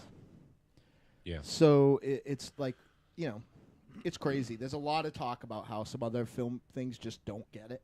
But, like, I think Disney definitely gets it. And part of that is working with quality people, Yeah. I mean, another huge part of it that we don't often consider is when you have that kind of money, you can buy the talent that it takes to find the talent, if you know what I mean. Like, get the producers that need to be involved, the casting.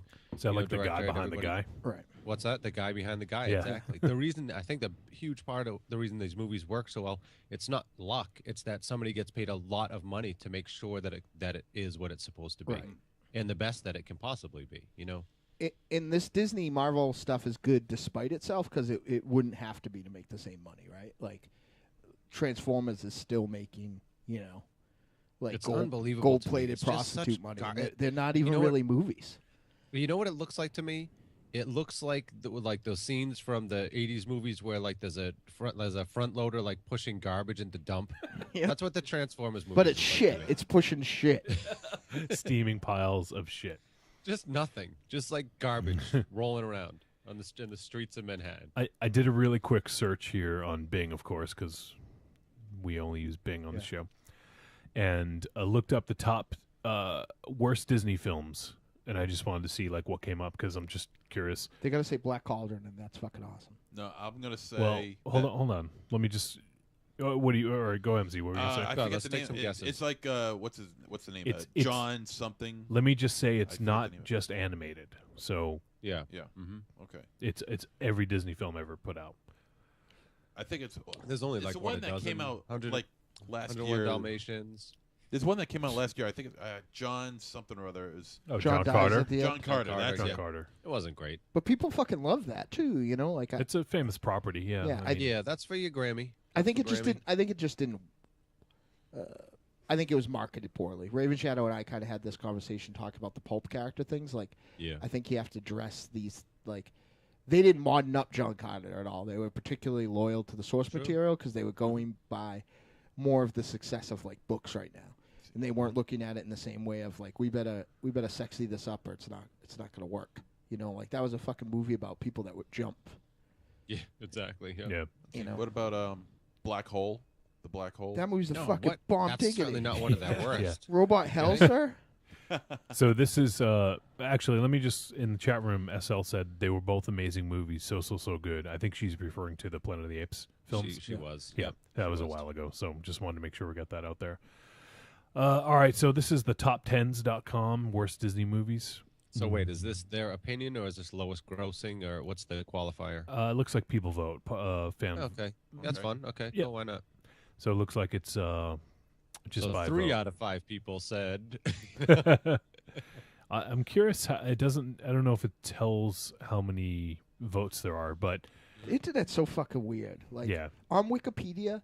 Like, they really mentioned that 46 people rated a movie, and it was, like, essentially newsworthy. You know what I mean? Like, that's weird. Like, it's just so fucking weird.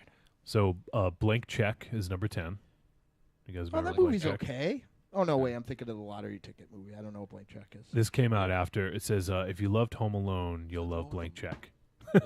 So isn't that the one with Brian Bonsall? I don't know. Brian Bonesaw's ready? Is that who Bonesaw? Bonsall. Bonesaw's Yeah, it was. ready. You're right. I just clicked on it. Was Brian Bonsall. All right. Yeah, okay. Wow.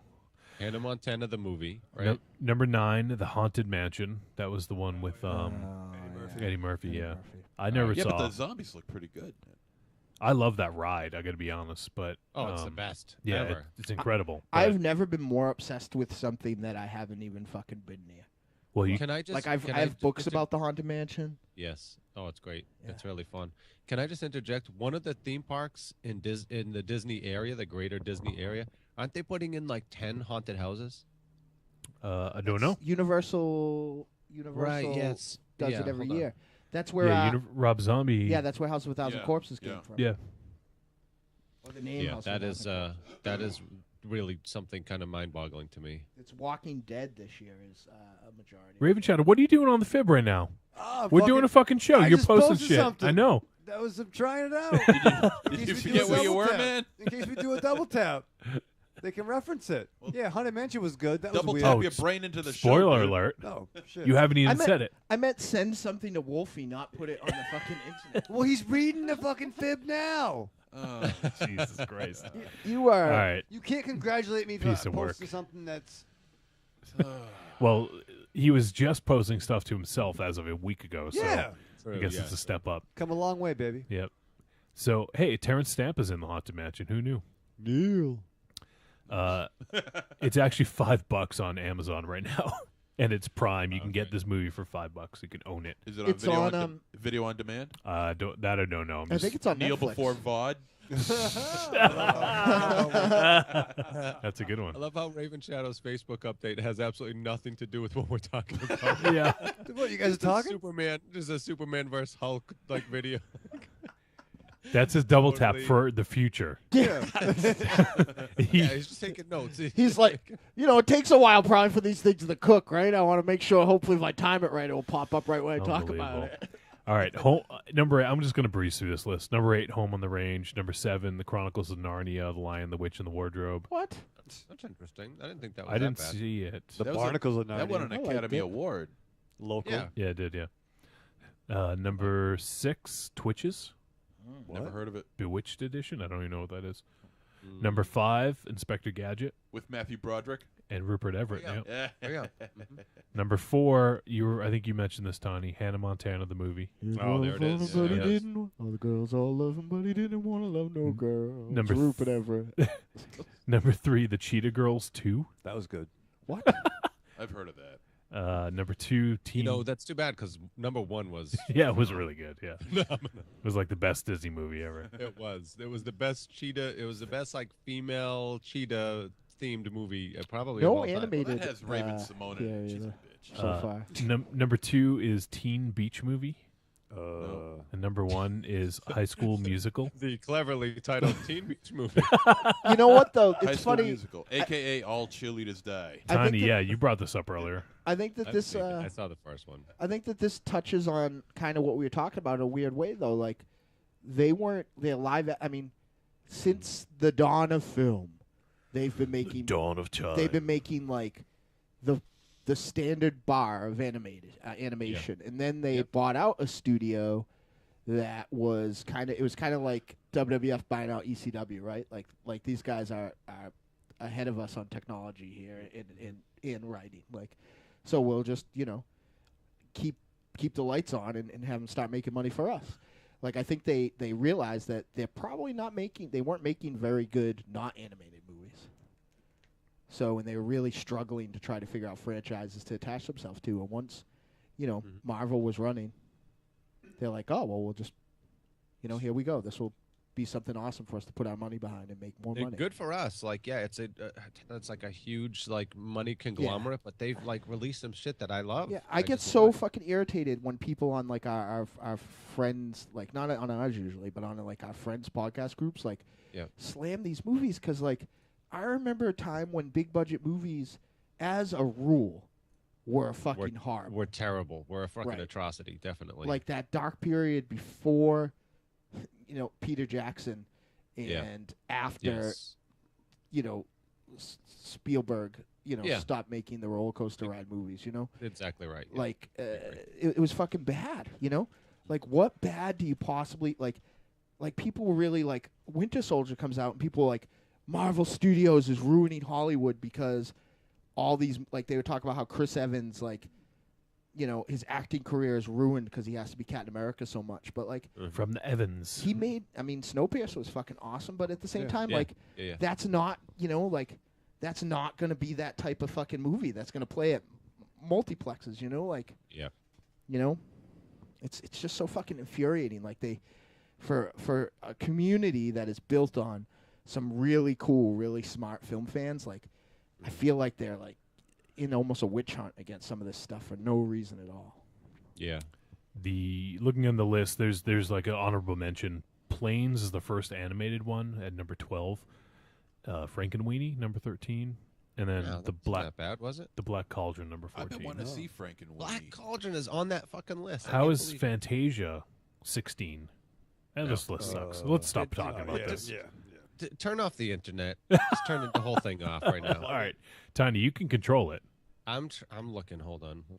I used Hey, to have why a don't we- freaking back in the Whoa, early Tiny. 90s. I had a freaking Switch. Tiny, the show will go off the air if you do that. Actually, wait till we're after we're done. Why don't we talk about what film we're going to watch next week? I went and saw. That's a good point, MZ. Oh my god. Real quick, I went and saw the Planet of the Apes movie with the sexy librarian. I can't remember if I leaned over and said this to her, but I remember thinking when you lean over to talk to her, do you talk into her breasts? Ooh. No. Does it echo? Because I don't have a good view that close. All I could think of is like this was after the world was devastated, and like the technology level was like still at a place that Michael Ravenshadow couldn't handle. Hey, they got matches. Yeah. It matches. You gotta light your cigarette somehow. I could just see like Ravenshadow like standing in front of a horse, being like, "What end of this goes the right direction?" and monkeys with guns just flying past them. Oh shit. You're on your own, woman. I'm not the Red Cross. So that's a very good point, MZ. So next week, I meant to mention this. I asked for a reminder. Next week is going to be cool. We are going to, first of all, we're going to review the film Blue Ruin. It's available on V.O.D. Neil before V.O.D. Neil. It's available on video on demand, Amazon. I think you can buy the Blu-ray on Amazon too, if that's your deal. Blue. On Blue. So Blue Ruin looks pretty cool. It's been on our list. It's been on our radar for a while, and now that it's got a VOD release. Should we tell people how you and I make the list? Sure. Like it's part because you and I hear cool things, but magic. Pulling back the curtain, what happens is that a lot of the horror we basically pay a lot of attention to what goes on at the film festivals and kind of keep like a running tally of like what we want to like, not necessarily what has buzz, because that's how Jugface ended up on our list. But like, I crossed that off our list actually. We didn't even review it. Jesus Christ, this chair is possessed. Ravenshadow, can you steal some? Do you still order office supplies? Can you get us a new chair in here? I'm fucking trying, man. I've been trying to work. Come on! I sat in that chair for 105 episodes. Never had a problem. Well, my chair. Someone sabotaged my chair, so I had to steal Dynamo's, and he had to steal yours. Listen, sucks. That was like a conversation. Like it was just like, well, obviously, if there's going to be comfortable chairs, it's going to be me and Wolfie. It wasn't even like it happened by accident. We were like, fuck those guys. When you show up for every episode, you get a comfortable chair. I think I broke this. I think my fat ass broke this chair. Fuck. This is almost alphabet embarrassing. Watch out! It might accidentally eject you out of this room. I can hope.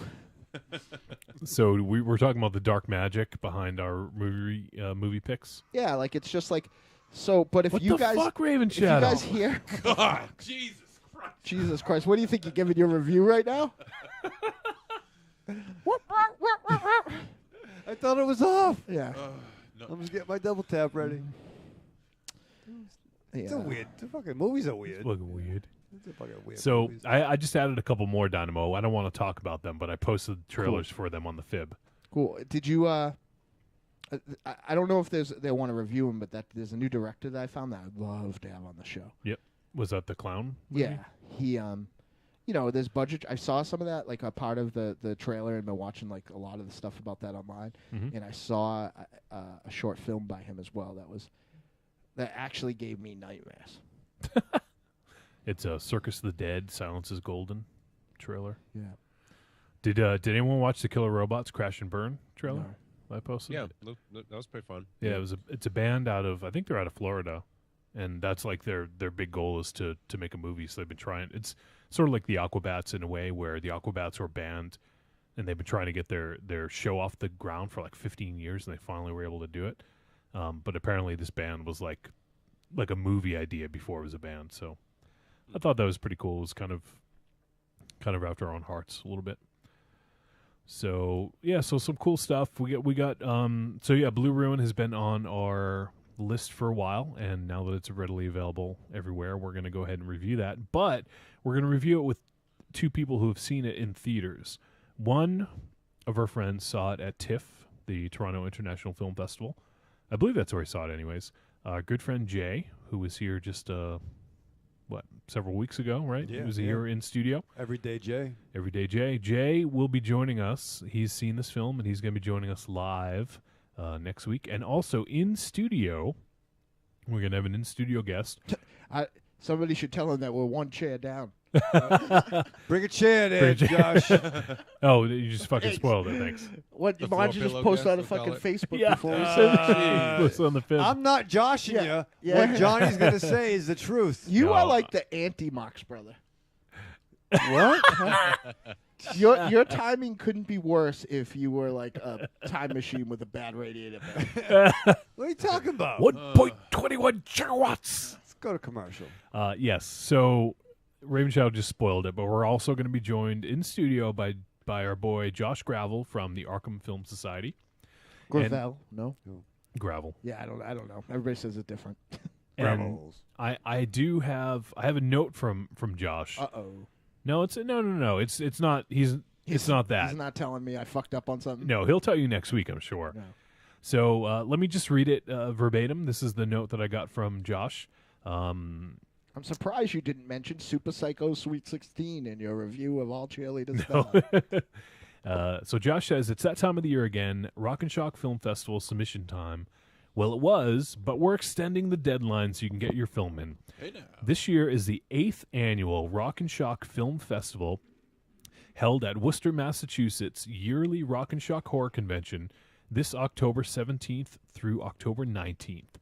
We've extended this year's submission deadline to September 6th, so more of you can submit films for consideration in this year's epic festival.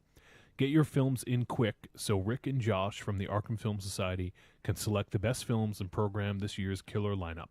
Features and shorts are welcome, but we're especially looking for shorts at the moment. So, Josh, thanks everyone for their support. And he leaves a URL. It's rockandshock.com/film-fest. You know what, Tiny? What's that? We could enter the Figure 8 and the Mars mission into that, right? Formerly known as the Executioner's Lullaby. Like if it's a submissions festival? Oh, nice. No. It's like a film that. festival looking for film submissions, not They were submission looking holes. for shorts, right? I can get you some pair of fucking shorts. Is that all it takes to get in the freaking door over there? Yeah, I wear the same pair of shorts every day in the summer. Well, also they'll accept features, but they're mostly looking for shorts. So yes, I guess I have definitely never given a submission in shorts before. It's always been like at least. You don't want like, to do that because clam if you diggers are longer. Yeah, if you slap on the Whoa, if what'd you say, Tiny? Don't ask. Yeah, That's a clam bad. That's a diggers are bad. long. He made Aries tap out one day while wearing clam diggers. It was probably the most. I thought he was wearing my sister's pants, and to this day, I think he probably was. I made Aries come the closest he's ever come to tapping out, which is he knew that he should tap out. Right. He But wouldn't tap He would have out. died. Well, I don't know what would happen, but like he It definitely. got to the point where I would either have to actually choke him out, or because he's not. Aries doesn't tap out. No. Or sell. Or sell, yeah. He no sells. Yeah. The only selling he does is no selling. I wanted to go back to wrestle just so I could call it the Mars mission. I want to go back to wrestling just so I can wear shorts. I didn't know that was an option. Yeah, I don't want to do that because I would get pinned in the figure 4 because I would figure 8. I used to. Well, the pin my figure 8 jeans. is when he gives What- the figure what 4 to about it? two people on top of each other. Yeah. But yeah, that's true. But if you give me the figure 4 and I who am a master at this stage of the game in reversing it because I've been in it 100 million times. Yeah. I would get on my hands to try to 400. That's 400 million for. yeah to try to But that's a figure put out of 400 it. million. And then you'd be in shorts and I'd look up to try to flip you. I'd see your weird balls and I'd go down and get pinned. Is he trying in not to see shorts balls. or is he in shots? Shorts? He's in Raven- shot. Ravenshadow. Hopefully he doesn't shot himself. What was he wearing? Shorts. Shorts. All right, before MZ's got to go soon, but I want you to tell this story. Yes. We've been trying to get the story out for a couple weeks now. Yes. But we just haven't had time. I want MZ to hear this. So go ahead. So before you do that, actually, I think I said, so next week we're watching Blue Ruin. We're going to have Jay joining us via long distance connection, and Josh will be in studio. And on top of that, these two are like vanguards. Like they're like the guardians of 35 millimeter on the East Coast. Yes. So I would be remiss if we did not have some sort of discussion Yeah. about 35 millimeter. I'm so excited, I just can't hide it. And Why it's- don't we have Ravenshadow pull his dick out on that show? Yeah, that's exciting. and its relevancy in the world today. And I know there's been a lot of talk. We posted some. It's not 0.35 millimeter tiny. What? Is that bad? I don't know. You gotta measure it hard. You gotta measure it. Yeah, that is. So next week, I don't know exactly what the format will be, but I think we would be remiss if we didn't have a discussion about 35 millimeter film just with film those in two general. guys. Yeah, just film in general, because they both program, and they're trying to keep 35 millimeter alive.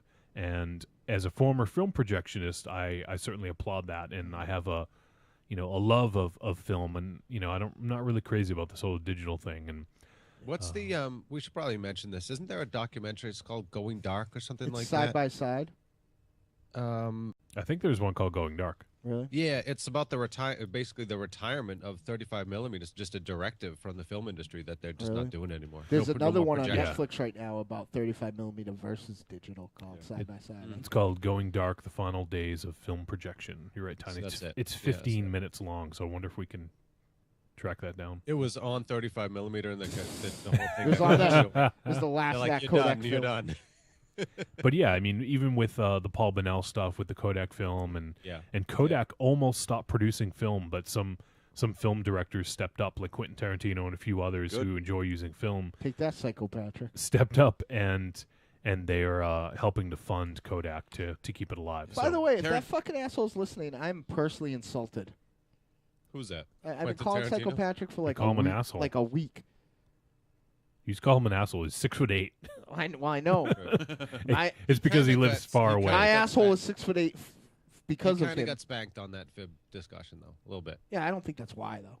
He doesn't care what I say. He'll just rape the shit out of me. It's true. All right, so Ravenshadow, tell right. your story. All right. All right, so a few weeks back, I was having dinner at the parents' house. Me and my parents. And there's a certain point in the conversation. Mama where- and Papa Ravenshadow? Yeah. We've already said everything. There's nothing else we can talk about. So That's it.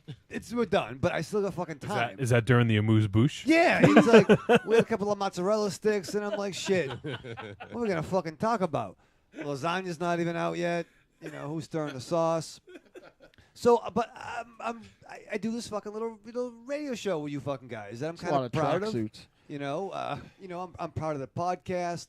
I'm proud of what Johnny's been doing on the Trick or Treat Radio Facebook page and the .com and the XSplit software. XSplit. Thank you. So I have something tangible to show my parents because my dad's still like, what station's it on? So I'm like, it's not on a fucking station. Trying to tune it in. Al. But no, so I show them some pictures of the site. They like my photo.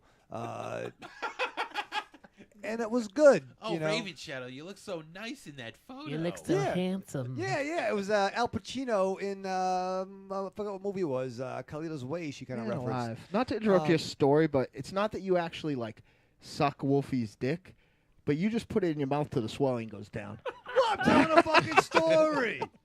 I'm telling a story. So, cut to 2 days later, I get a phone call from my mother, out of her fucking mind.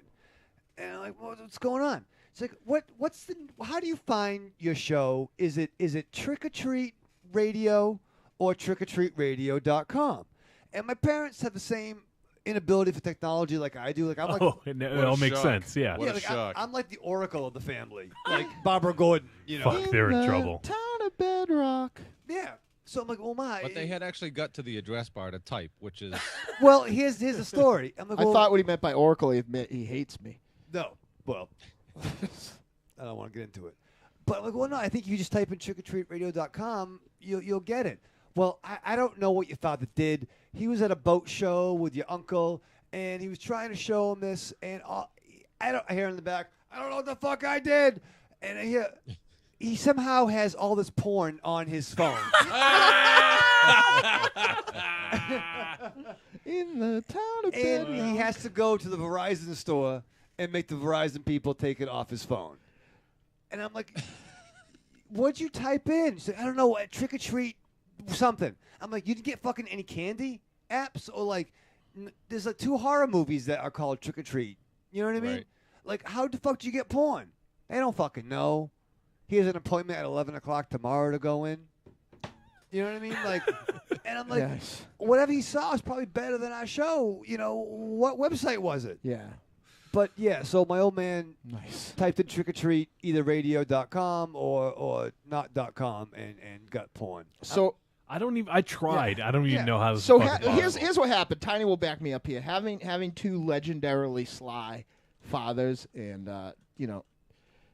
2 legendarily moms that won't put up for that. Here's what actually happened. Okay, and Tiny's gonna be 100% on board. Papa Ravenshadow left his phone around, right? Mama Ravenshadow picked it up to see that there was actually a tremendous amount of porn on his phone. Papa Ravenshadow blames looking for Crazy Son's radio show for the amount of porn that he has on his phone. Yes, that's exactly right. I don't know what happened. Now you do. But yeah, he's got Really? Like, there's no way. Like, I've tried a couple different versions. I've tried fucking Bing. I've tried Google. I've tried Yahoo. There's no way you can get. Like, I just don't know. I don't understand it. It's got to be what Dynamo said. Johnny was my second phone call. Virus. After that. And Virus software. This is good, right? Yeah. Is it trickortreatvirus.com? Yeah. That's a good program. What station is it on?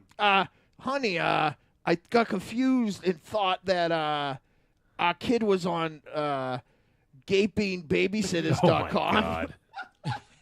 Maybe just mistyped. Maybe it was like dickortreat.com or dickormeat.com. Dick or That's meat. a fucking website. Yeah, I mean, play at home, Trick or Treat radio listeners. Type it in. Try to find porn. I don't know what was happening. I was trying to. He got bagged, and he Yeah, had a clever answer. I was trying to see what was going on in Cuba right now and came up with cum guzzling communists. Like, I'm not sure what went on. Do you think he's right? No, because my Number old man one hit. doesn't. He doesn't know that. He doesn't know. Come on, I'm Your gonna old tell man you doesn't something know about what that. porn Yeah. is. From the beginning of Wait, time. shit, he's going to listen to this show now because you told him about it. Yeah. You He's asshole. been to Sturgis. He's been You to asshole. fucking- calling yeah. him out. From the We're beginning calling of him out. time, Man. when You're I not am gonna listen to the convinced show? fathers were strategically leaving brown cardboard boxes full of pornography in the woods randomly, right? Like, fathers have been the conduit to passing on porn and having porn for children of many, many years. Like, you can't tell me that if there is a delivery method for porn, your dad, who probably hasn't gotten any since you were born, But one time it happened. right? Like, has not found that porn delivery system. No, the different world. But I think the one time he What was do you actually mean, proud of different world? me. Like, Different world. Sinbad. No, but like, If Sinbad's dad left a cardboard box of nudie scrolls in the middle of the desert for Sinbad to find. back in those mythical Sorry, times. you're right. Yeah. I'm trying to do it now. And I'm trying to find porn. Do not repeat whatever he did on your Galaxy Samsung etch a sketch over there. It's gonna explode. But yeah, so that was yeah. I'm not going over there for a while. Yeah. I'm not going over But there. here's what's funny. Yeah, the amuse bouche will be interesting next Why time. would Exactly. you? Just tell him we got to pay the bills. We got to pay the bills. Why would you? Like I didn't tell. I mean, one of my sisters lives with Tiny, and I didn't tell her about the radio show because you know why? I don't want them to hear it. Well, I know he can't hear it. There are plenty of people who I want to hear it, but not the people who are going to disown me for it. Well, Right. What else are you gonna fucking talk about? The show is going to make us all orphans. All right, so we need to cut to. Oh no! Did break the chair? What's going on? I Just sit think, on I think the- I just Xboxed myself. Oh shit! Oh no.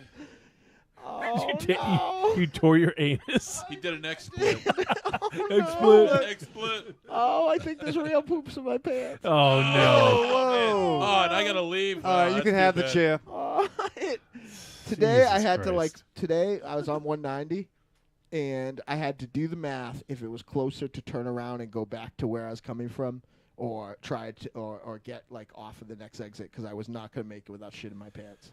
Jesus Christ! What? You got to change your diet or something, I didn't man. know. It's weird. I had Change your diapers. Yeah.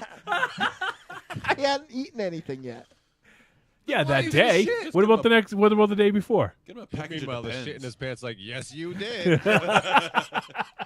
I don't know. I'm That's having. like saying the shit you took today is Yeah. better than the shit you took yesterday. I am on vacation behavior right now, which is.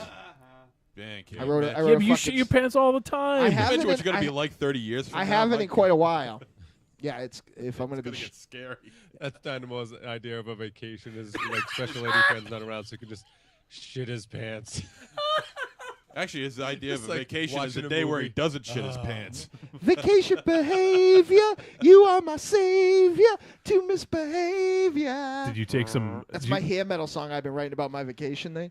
Did you take something that rhymes with Icodin No, on vacation? no. Yeah, You want to know what my crazy vacation is? Wait. Let me guess. No, you're wrong this time. No, I am okay. I was haven't gonna. yet. I was gonna say My sexy lady friend being away. Fire Pro Wrestling and Rush Nope, not with yet. no pants on and Grafton Pizza. Nope. The reason no rush though Good is vacation. because I could use Subsonic though. I didn't even think of that. The reason no rush is because my Mac is going so poorly that we had a power outage the other day. My Mac is at the point right now where it's just a jukebox, but if it actually has to reboot and turn everything on, it just doesn't work. So Tony, what are you gonna say about Apple now? Mine has always worked fine. That one is how old is that computer, Dynamo? it's For a while. We bought it used. We bought it 6 years old, probably. the 4 or problem 5 is years old. it would be working fine. I fucked up it took me a while. Duncan Watt, super producer Duncan Watt, actually kind of helped me figure out what's the matter. I fucked up my drive, my backup drive, and Time Machine is still running. Yeah. And he thinks it's just duplicating everything over and over again, right down to yeah, my it's operating definitely Time system Machine program. that's throwing Yeah. a monkey wrench in that. So I got to figure out You need what a to flux capacitor, man. I do. All right. Well, MZ's got to go. Was there one more thing we're gonna do before that happens? I don't remember.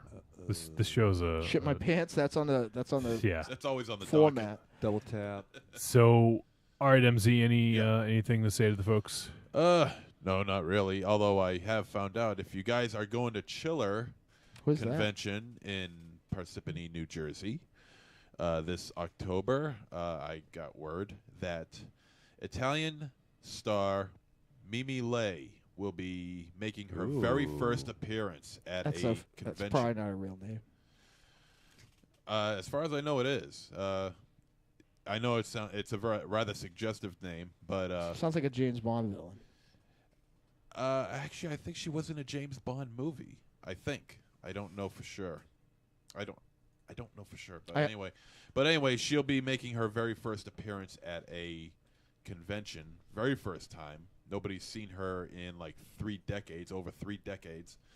So I had a lunch with a good friend of mine from another cool podcast called The Dorkening.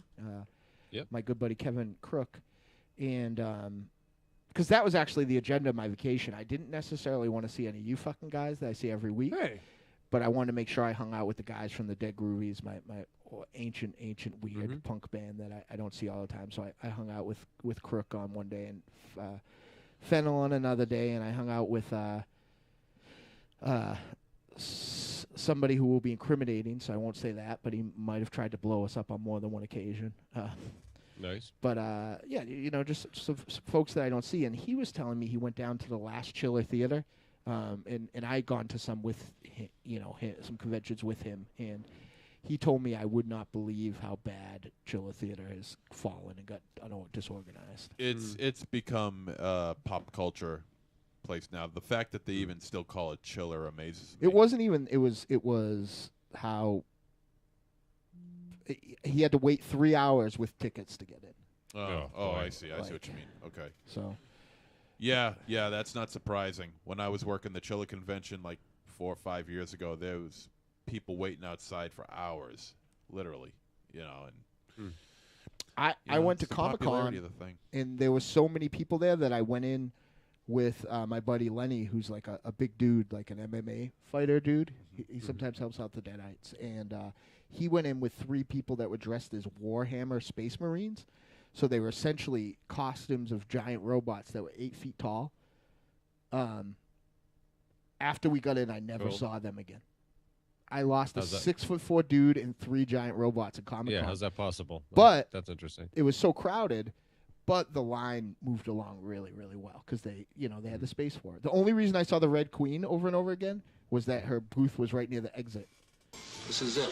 Greetings and salutations. I'm Josh Gravel. And I'm Scott LaFave. Oh, good for you! We want to let you know about the Arkham Film Society. We're a small group of cinephiles programming classic, horror, cult, and exploitation film events in the Providence, Rhode Island area. We have such sights to show you. We try to meet a need for unconventional programming by providing affordable film events through our monthly screening series. Be one of us.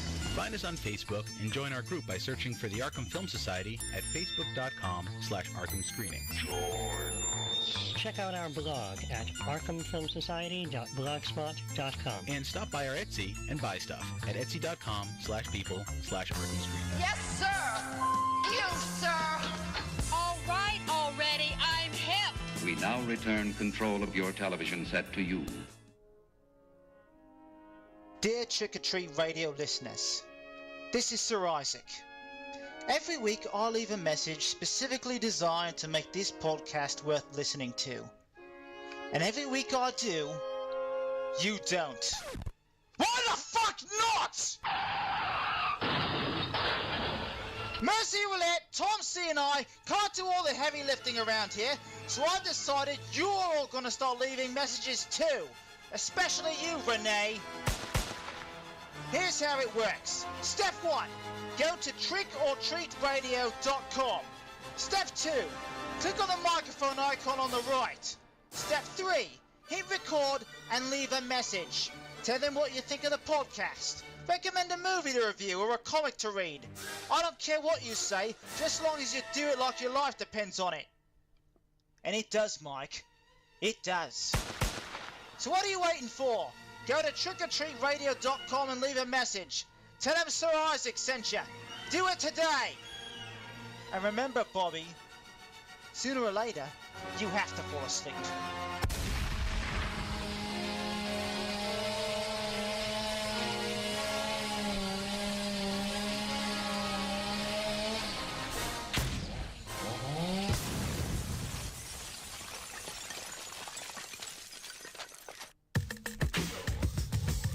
Bitches, gangsta hoes. Gangsta bitches, gangsta hoes. I use my penis to get the gangsta nose. Gangsta bitches, gangsta hoes. Scorpio.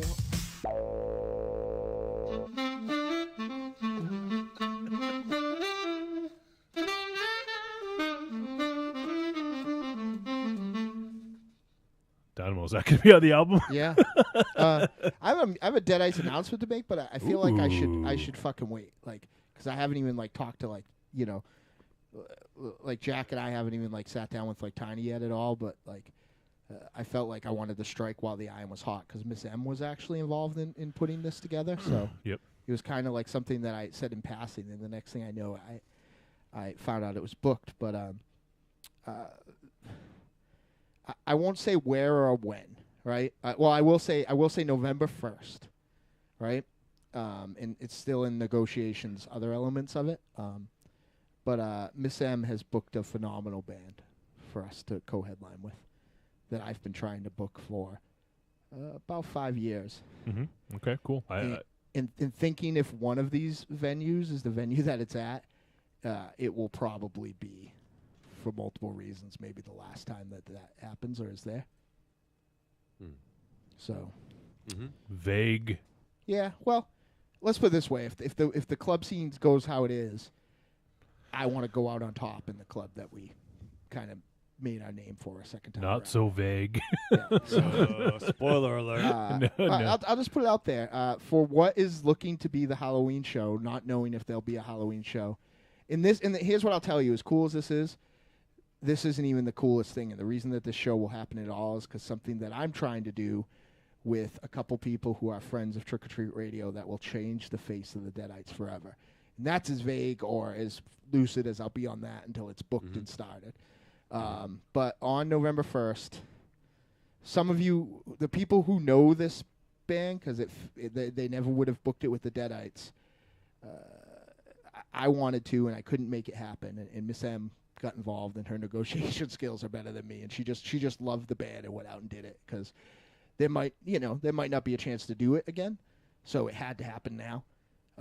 The Deadites and Gamble and Burke. Nice. The Lucky Dog musical. It's going to happen? Yeah. Booked. Nice. Can we open for them? Huh? Maybe. Can we open for them? Yeah, maybe. That'd be fun. Yeah, there's one more thing I'm trying to put on there. Like, going to fucking swing for the fences this time. Nice. So, yeah. So. Jimmy Buffett? Yep.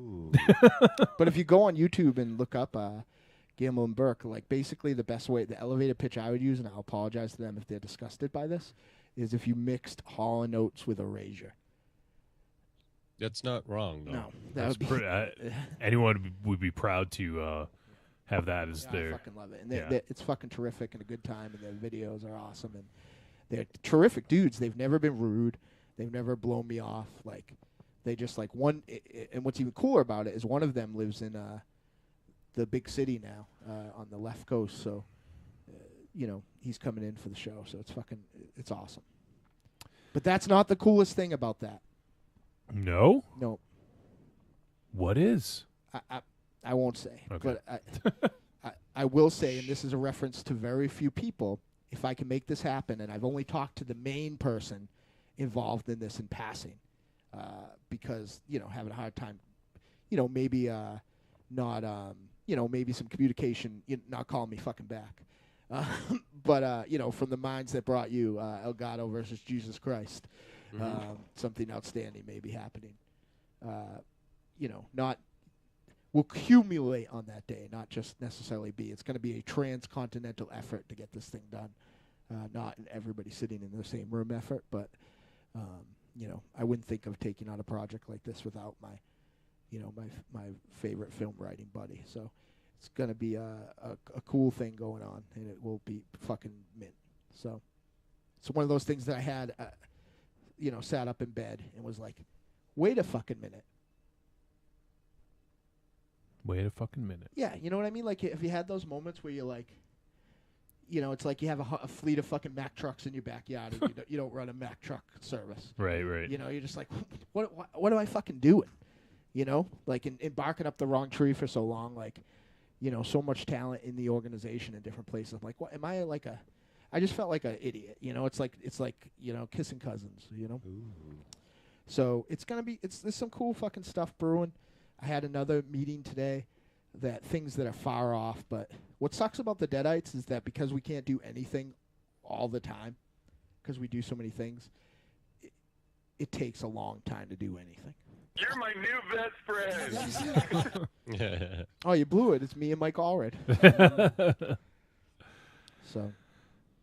All right. Well, we haven't done this in many, many, many, many weeks, but I think it's time for a double tap. What do you guys think? I wish I was prepared.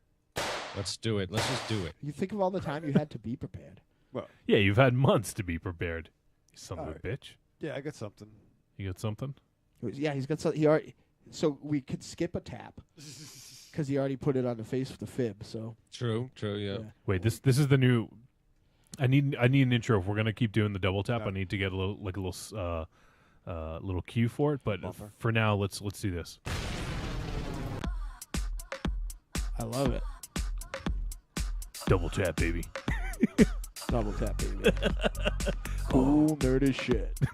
Cool nerdy shit. 2 taps and a twist. 2 taps and a twist. Double tap, baby. This is stuff shit. We hope you like. We hope you don't notice that we're just trying to get you to use our Amazon link. Oh, shit. Hey, Tiny, do you think maybe you can drum up a little sexy beat like that so we can use something original? Yeah. Yeah, sure. The I can even do the moaning if you want. on air. I have an idea for like a rotating segment we could do. 2 things All right. that I want to make happen. So maybe we can have like a rotation of. I've talked to you about this in passing, Johnny, and in depth, and it's just the thing that people don't understand. And again, I'm going to bring this up because it's been more important this last couple weeks than ever. Is that Johnny and I are so fucking busy all the time that like we literally have like phone conversations sometime at 2 a.m. like on Saturday nights to try to like get the next couple weeks of Trick or Treat Radio together, and just the Deadite shit in general. On the media end of things, and it's fucking hard. It's hard, like to keep this train rolling and keep the lights on in your day life. But so yeah, if I have time, there's a kind of a quasi announcement that I want to make, and I want to pitch something you guys' way. I think it'd be a fun segment and a different thing, something we don't talk about all the time. Cool, I'm into it. Who wants to go first? Well, Ravenshadow went out of it 45 minutes ago. Yeah. What?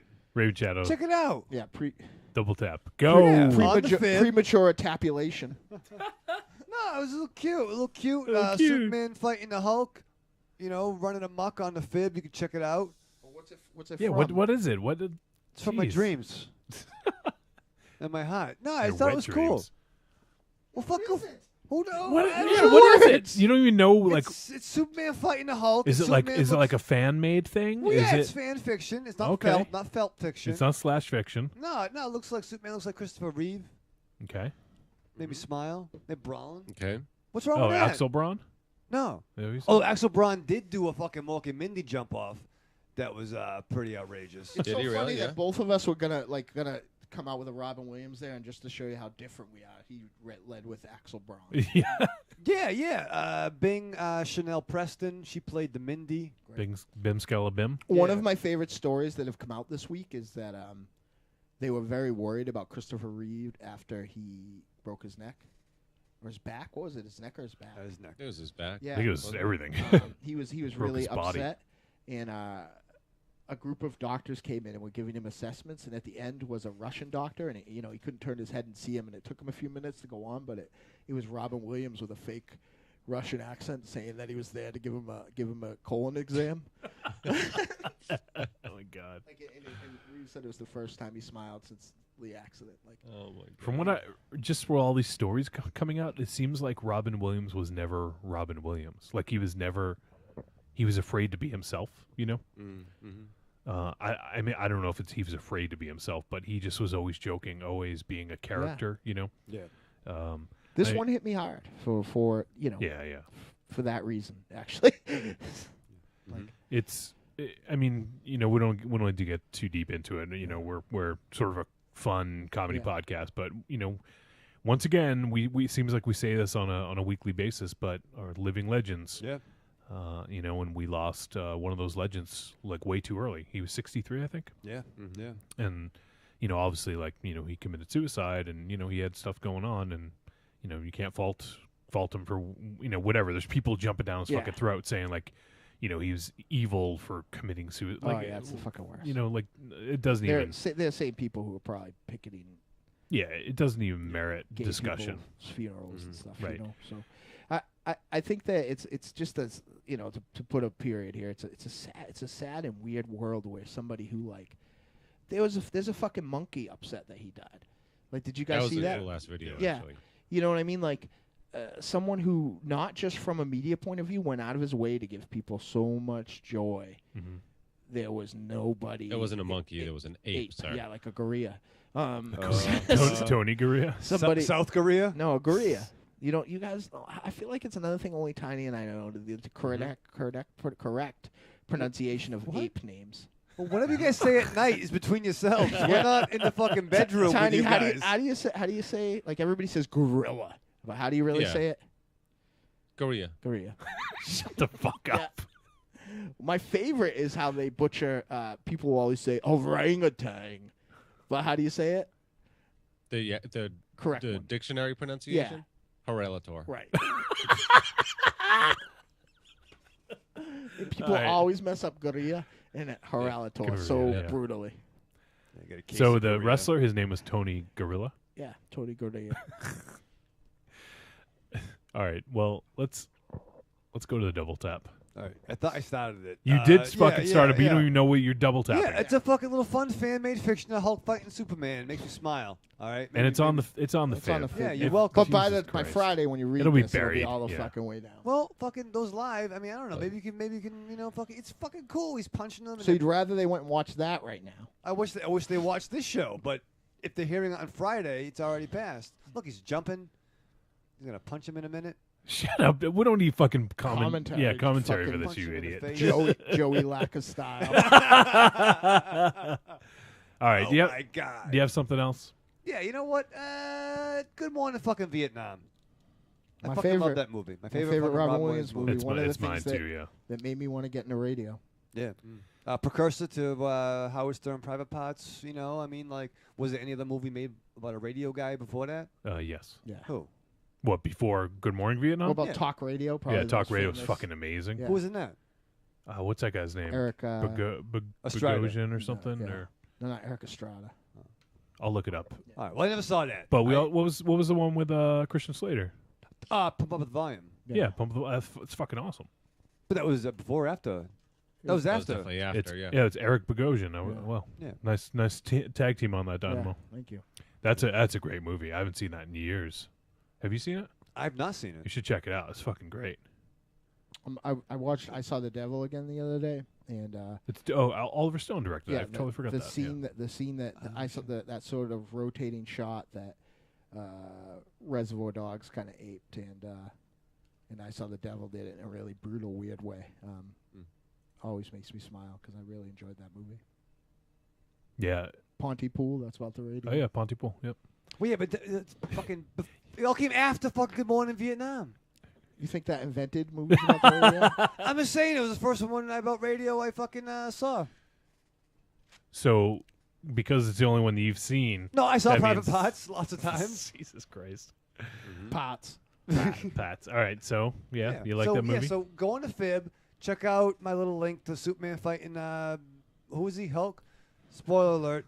This is the worst. Superman fucking rock. You know, How much fucking preparation do you need for a double tap? Preparation H. About a week. And go and download Netflix or whatever the fuck. Get Good Morning Vietnam, and then watch Private Parts. Jesus Christ. That's fun. You should watch Talk Radio. I should. That's your watch. homework. Yeah. Is it on instant? I don't know. What was the first sequel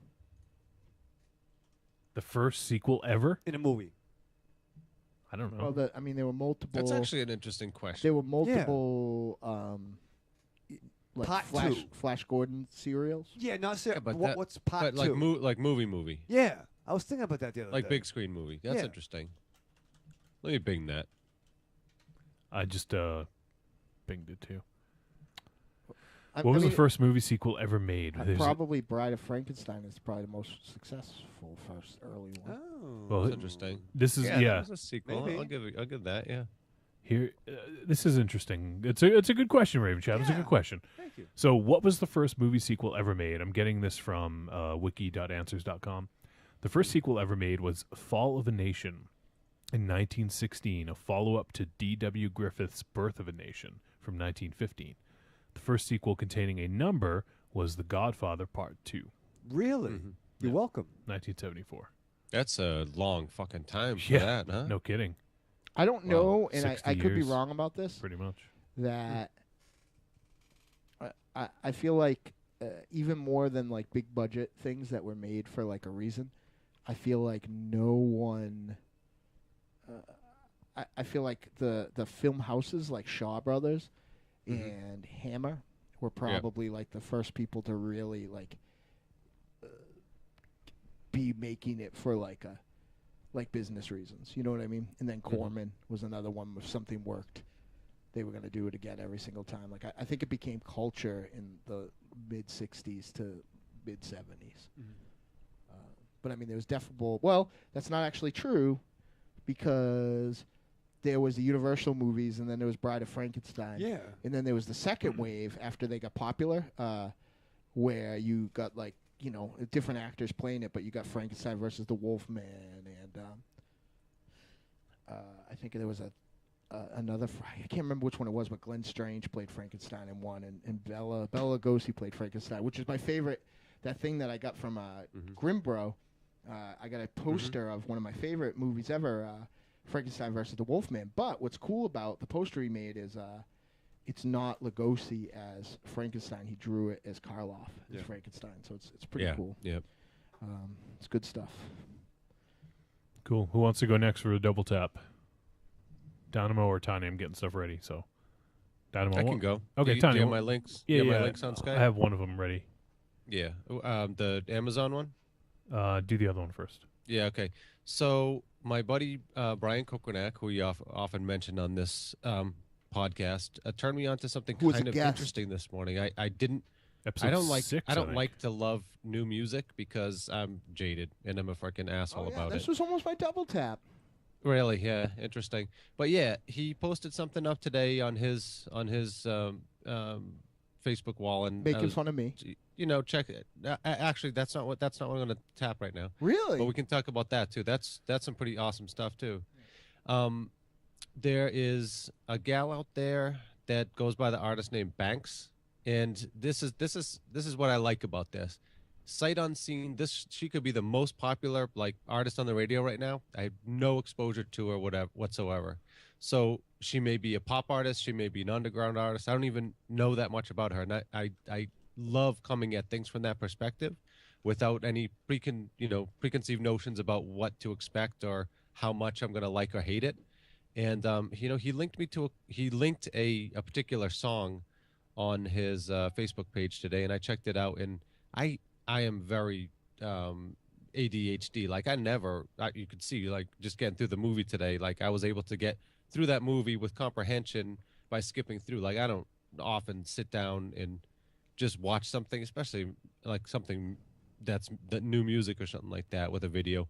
I don't do that. Like I'll skip and I'll poke around in the middle and then towards the end to see if I'm into it. I watched this freaking video from the beginning all the way to the very, very last note, and I was engaged the entire time, and that's very, very rare for me. So anyway, her name is Banks.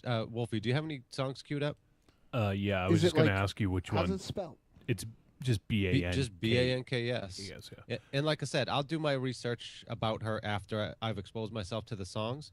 But I would say the way that I interpret the music anyway, she sits somewhere between Sade and Bjork, and not Bjork singing. The minimalism of Bjork's music and the dynamic of it, where she's not afraid to let it go quiet and let a note last as long as it needs to last and use unusual sounds and stuff.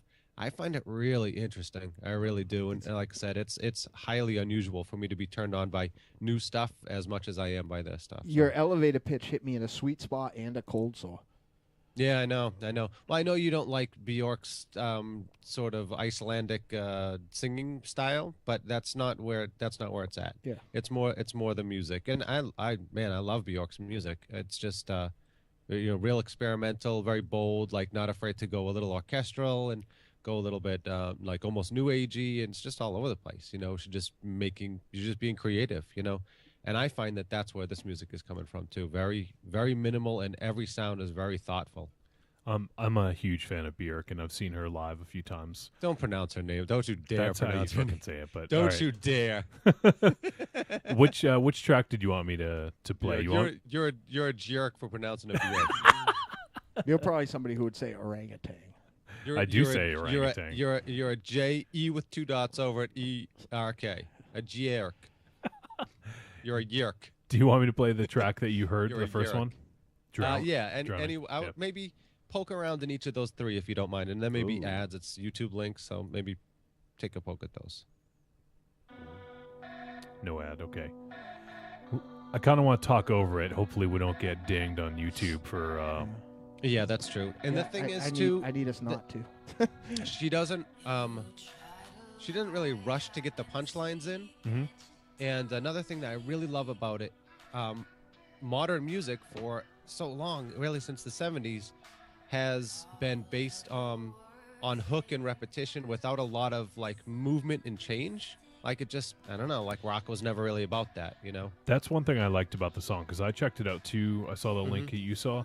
Mm-hmm. And the thing I liked is that it just was a song and it went places. It wasn't sticking to the tried and true, like a template for a pop song, you know, Right. and it just was at all. Yeah, At all. it was Just allowed, very just allowed just to very do what it wants to do. creative and- yeah, definitely, just very creative and just it is what it is. You know, it's just as a creator and an artist, I like to think of myself as that. When I sit down to a synth or a drum machine or something like that, the best stuff always comes out of you just writing, you know, writing what's going to come out of that interaction, not sitting down and saying, I'm going to write a hook right now, or, you know, I'm going to write a dance song or whatever else. You just sit down and you hear the sound that the thing is making, you tweak it, you start to make a connection, and then something just comes out, and that's the funnest stuff. This stuff speaks like that to me. Yeah, I definitely dug this track as well. So I'm gonna dig a little deeper and see check out some of her other stuff as well. But Banks, I have no idea. I've never heard of her before. I have no idea how popular she is. Just based on the amount of views on this video, it's just under 800,000. So in a weird way, she sort of reminds me of one of my favorite and underrated, kind of in her voice, voice, but definitely in look too. She reminds me of Emily Simon. Oh my God, I got fucking Ravenshadow today. Emily Simon. Which is spelled very weird. It's EMILIE. Yeah, I mean her career starts in 2013 essentially. She's brand new. Jillian Banks. Okay, so I'm gonna fade that out now. So hopefully, I'm a big fan of her hair metal brother Robin Banks. Jesus. All right, and what's your other double tap there, Tony? I don't know if I've double tapped this on the show or not, but I'm going to keep double tapping it.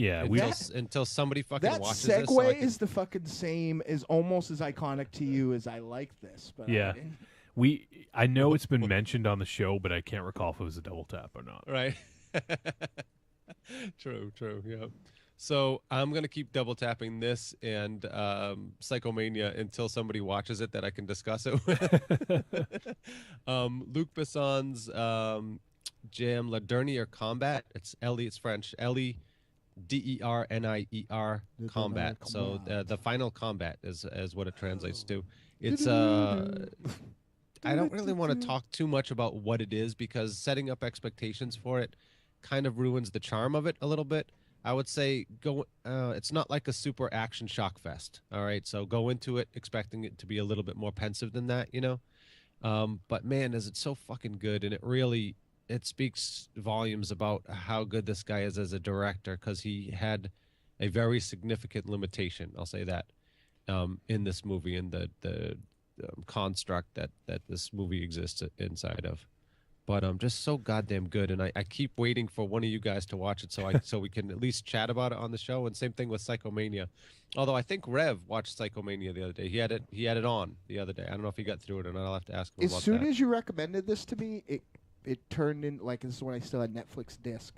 It like went from number 2 in my queue to the waiting about number list. 2 well. Like, and then it went out of that, so it's not available anymore. Yeah, on Amazon it's $15 on Amazon Prime. I don't think it's any instant options, unfortunately. Tiny, is this in black and white? It is. And older, right? Not that old. I think it precedes The Professional though. That's before. Before, yes. I'm gonna commit suicide. Like this is too much for me. I feel like Robin Williams had to do a show with like a Ravenshadow every week. Right. I heard of it. It is black and white. It is, and there's another significant aspect of it that I won't mention. 1983 is when this came out. Cool. There's Tony's double tap. Dynamo. Which one are you doing first? The one that I can hold in my hand. Okay. Yep. Penises. I'm gonna double tap penises this week. I like the I have not with them. Now, before anybody criticizes me for double tapping this without actually opening it, I have the source material in all the trades available and the original issues. But this is definitely the biggest book in my collection. getting its fucking Jodorowsky's Dune. Grant Morrison's Doom Patrol omnibus is superheroes done the way I like it. Fucking weird and freaky and smart. But not sacrificing action for all the intellectual things, and not getting so being more playful weird than maybe he was in Invisibles, which came a little bit after this. Yeah. None of your images work. Sorry, it's all right.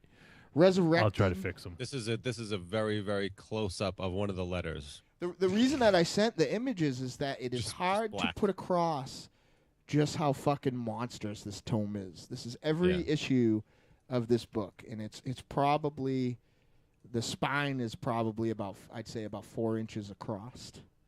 Let's see. It is bigger. The spine is bigger than my iPhone 3. Or 4, rather. 4. So yeah, it's heavy. Like, I'm actually glad I have the trades of this, because while I'm in the middle of, I've talked to a lot of people, but I'm building myself an awesome comic collection in both trades. Something that, like, if I got hit by a train tomorrow, my special lady friend would be able to turn it over and get a little bit of dough. I'm using my ability to get things. I should start putting something like that together too. I'm using because I don't know anything. I don't know how to collect coins, or I don't know anything about the stock market. You know what I mean? But I know comics very well. And where I know comics very well, if it's a doubloon, it's worth money. Yeah. Like, for instance, here's a good example. I got, there we go, because of a minor imperfection in a sale, I got an Avengers 22 this weekend. For, I won't say for what, because it's still a little embarrassing, but for short money. And I got another. Because it's still a lot of money. It's not a lot of money in your world, but yeah. I don't want to say, because it's pretty easy to figure out where I got it, and I got it for stealing it. Yeah, okay. Why? But it is. If you're looking at the live feed, there's a dude that's he must have fucking a catcher's mitt for a hand, because he's holding this in one hand, and I could not. I'm gonna pass this over to Ravenshadow right now, and I'm afraid it's gonna break things. Hey. Yeah, it's a big book. Jesus Christ. But yeah, it's fucking great. It's smart. Danny the Transvestite Street is how they get around. Instead of a Quinjet, Flex Mentalo, the Man of Muscle Mystery, and their antithesis, their Brotherhood of Evil Mutants, the Brotherhood of Dada. So this is a fucking terrific comic. I love it. Great design, and all the covers are in there. Which is I mean, even I'm looking at Amazon Prime, they get it for $100. That's not too bad for something that size. Here's what's fucking awesome about it. Another thing that, because I've been a member of Discount Comics for a long time, I get offered these trades. Like, I ordered this about a year ago, and I get it for about, I would say, heading towards 70% off. That's nice. Yeah. Yeah. So I this is the one I've spent the most for, and I think it retails $1.50, and I think I paid about $60 for it. Nice, that's good. So, I'm pretty happy to have it. But what's cool about my legacy collection, as I call it, is I'm not just buying, expensive Avengers books, because they are eventually going to be worth more. Making sure that I got my Rocket Raccoon and my Hulk collection, my first appearance of Rocket Raccoon. I'm also the books in there that I love that aren't really worth anything, like Suicide Squad and New Warriors. I've recently bought full runs of those on the very cheap, Nomad. So it is going to be my collection, but the reason I'm doing it is so that, the old lady can at least pay to put me in the ground if it comes down to it. Yeah, that's why. That's why. Yeah, and please don't think me morbid. Please don't and it's fun, and I've never really been a collector in that way before. Yeah. So I'm enjoying it. A collector of trades? I mean, you've certainly been a collector of comics. Not really, man. I've been a reader of comics. Like, if you knew, fair enough. Yeah. They're in no order. There's just I usually, if I want to reread Suicide Squad, I would go out and rebuy them all, because there's no fucking way I can find them. Yeah. They're just gone. Like, I know Ravenshadow stuff is probably in meticulous order and everything else, but I just love comics, and I didn't necessarily care if they were in awesome shape or whatever else. Like this is a different animal I'm building. you know, and that's what it is. But, you know, again, before the people out there say I'm morbid, when you're, you know, when you're told that you should start thinking about what's going to happen 3 times and dodge those bullets, you start you start thinking about things in a different way, you know? Yeah, yeah. So, tap number 2 is a little more, you know, I didn't mean for this to be not so fun, but tap number 2 is a little more fun. My friend Dr. Zom from Silver and Gold podcast pointed out to me on YouTube, and what you have to put in is actually is also on the FIB, the fan interaction board. I put the link to the first one. Compilations, put in the search for YouTube, 80s, the best of 80s, Memphis in the 80s, or 80s Memphis wrestling, is how I found it 2 different ways. And what they are is 4-hour best of compilations of Continental Wrestling Federation, I believe it was called at the time, which is Jerry Lawler and Jeff Jarrett's dad, Jerry Jarrett. They're wrestling fed. And this was a blind spot for me. Like, I saw this, when I was a kid, you could get like a Randy Savage compilation. It was mostly made of that, or King Kong Bundy, like whoever the big stars of the 80s were. So I saw a lot of Jerry Lawler through that, and then I saw when he came in the 90s, and I saw his AWA stuff, you know. But I never saw this. This is even better than I thought it was, folks. From a marketing point of view, this is probably one of the best run territories ever. Forget about starting stars. No disrespect to Paulie Dangerously, because I think he's a genius, and he definitely put like a different spin on it. But all the shit that they were doing in ECW, as far as the wild brawls, stuff like that. I said these ones specifically for Ravenshadow. As far as the wild brawls and shit like that, and using chairs and tables and stuff like that, that's stuff that Jackie Fargo was doing in the 70s and 60s, and Jerry Lawler put it on. And then the undercard, like, in the same way the upper card of an ECW card was Sandman versus, you know, I can't even think of any ECW guys right now. I'm at a loss. Like Sandman versus the Dudleys or New Jack doing his thing. Yeah. There would be these Jerry Lawler wild brawls, like, you know, using tables and stuff like that. You know, there'd be more wrestling. But the undercard would be Tommy Rogers versus Rick McGraw, you know, who were kind of the Rob Van Dam and Jerry Lynn, say, of their time. You know, maybe not as big of stars on their own right, but, like, you know, definitely doing the state of the art. And it is fucking great wrestling. I sent a message personally, like on the FIB, to our friend T-Dog, who is looking to be a wrestler. Like, this should be required reading. Another thing that they did good, and it's why I put these pictures that I think is amazing, they were the first wrestling fed that I know about that had female pop in the crowd. Like, there was a large female contingent there to see the Fabulous Ones, to see the Rock and Roll Express. And they would market them with, like, you know, cheesecake, you know, things, and, like, you know, making them like matinee heartthrobs, you know. They had media appearance. They didn't use it in the same way Vince did. They had real kind of shoot style, like you didn't know if it was real or not, media stuff, like the most famous being the Andy Kaufman stuff, you know, which, you know, really spilled out in the mainstream media. And, you know, until it got deep into it and they overplayed it, you didn't know if it was not a real problem or whatever, you know. I could wear that Jerry Lawler outfit anyway. He's the fucking best. Dutch Mantel, Jerry Lawler. You see the birth of the Midnight Express, the Fantastics. These are angles and finishes that they are still using today. And while it's kind of sloppy, you know, it's not necessarily like the most Japanese technique, perfect Ring of Honor style wrestling. Like, if you've watched 80s WWF, like I remember watching some with Wolfie and kind of both being surprised after not seeing it for a while how slow and boring it was. There is nothing slow about this. So if you're a wrestling fan or want to learn about pro wrestling and the art form of putting matches together, and Jerry Lawler has the best fucking comeback ever, I've decided. Like, Ricky Steamboat, Ricky Morton are great, but, like, you know, it's one part Hulk Hogan, one part, I don't fucking know, Rocky. You know, it is fucking awesome. You know, like, I highly recommend these compilations. The best of wrestling. And it's free, man. You know, it's all public domain TV stuff.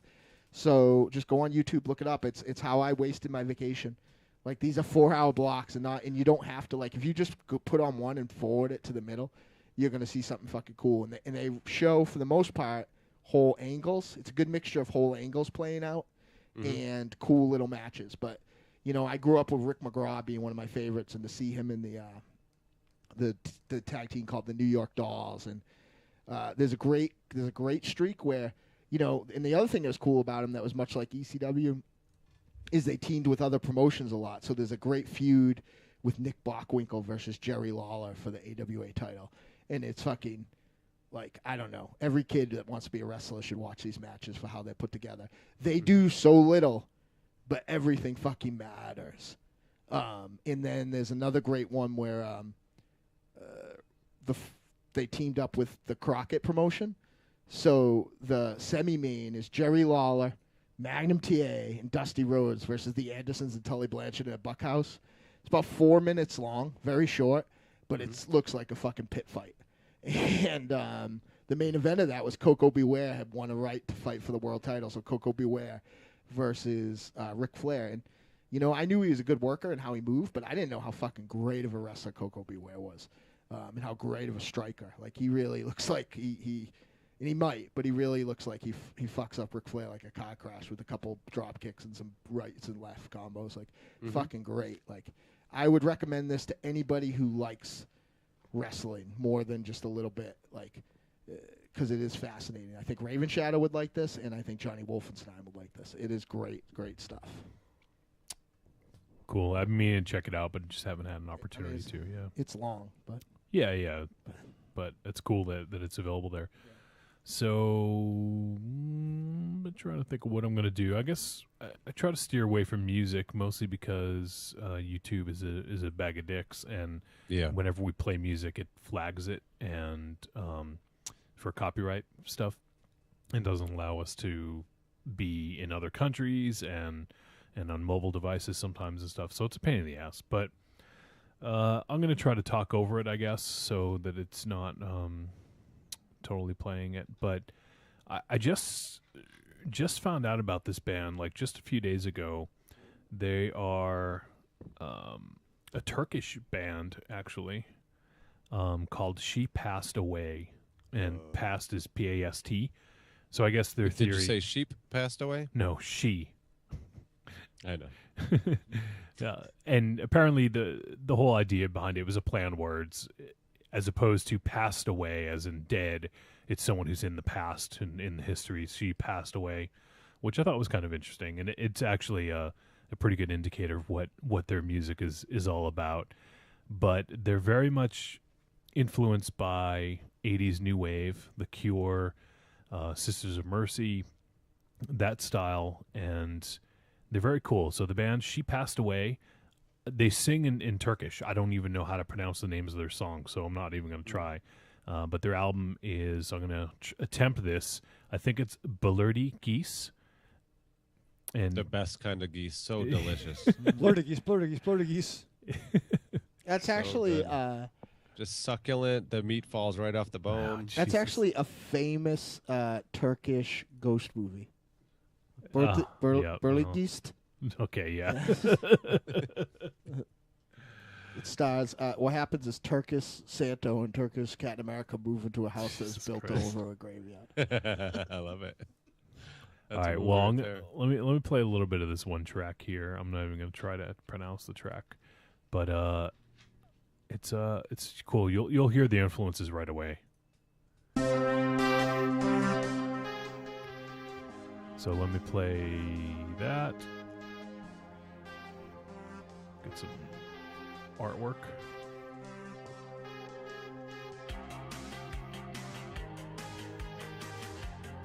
I think this is right in your wheelhouse, Dynamo. Yeah, I did it already. And Tiny might get some cool synth flavor. Cool. Yeah. I love that it's a different language because the kids at my other job make fun of me for not really knowing the words of songs and blurting them out on my headphones, and they're like, well, this, you can just sing right along. Yeah. I'll make up my own words. Yeah, exactly. This reminds me of Alphaville, big time. Alphaville? Yep. Why am I not familiar with that? Forever Napoleon, Young? the song at the end of Napoleon Dynamite is probably okay. there. Oh, no, is that Forever Young? Or? Yeah, it's Forever Young. That was a fucking jam for us back in the day, man. So here's a little vocals.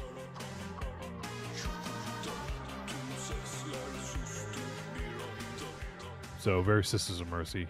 Yeah, it is. Yep. So the whole album's great. I've given it a few spins, and I actually picked up a bunch of new albums, and that one's been getting the most play. So go ahead and check it out. She Passed Away, P-A-S-T. And what's gonna be my last double tap? I don't even know. While you're looking, Yeah. I found something out terrible by accident this week. Mhm. I was listening to my special lady friend talk to her best friend, and you're going to fight her over this, by the way. And I shouldn't have said that because I'm going to tip my hand. In the other Yeah, room, okay. I heard her mention Bert and Ernie a lot, Yeah. and she Oh, was boy. talking about us. Oh, man, really? Yeah, it's not good at all. That's terrible. I almost stumped her. That's terrible. That's terrible. You know, It's good that you got those Rocky soundtracks that I Yep, saw there. yep. Because every time a Rocky movie came out, it seems like that's what Lawler uses as his entrance theme music. That's true. Yeah, so it's really funny, like, to go watch that stuff. I was gonna do a comic book, but I'm just fuck it. I'm just gonna do some more music. We already did a couple music double taps, so might as well go with it. This is a band I'd never heard of. I don't know if you guys are familiar with them or not. I feel like it's a band I should be aware of. It's a band called Manes, M-A-N-E-S, and I think they're Norwegian. They originally started out as like a black metal band, but then sort of transitioned into.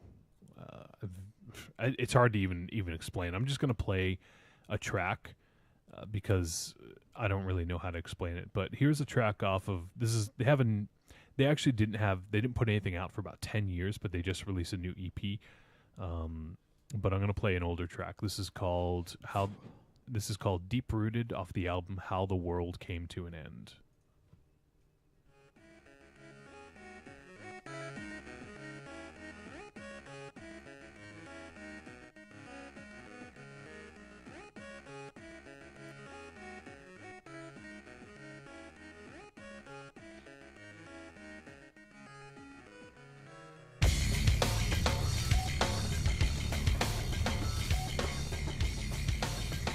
You digging the Dynamo?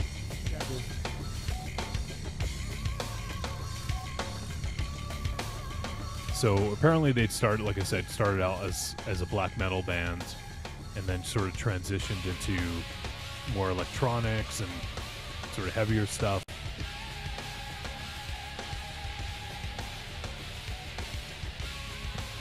Great time for fucking music right now, huh? Yeah. So this band was formed from Norway, formed in 1993.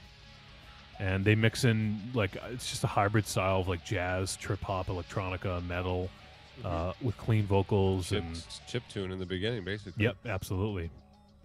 So it's just a whole fucking mishmash of awesome stuff. Who do they think they are? That's my question. Mains, probably. Mains. Pains, more like pains in my ass.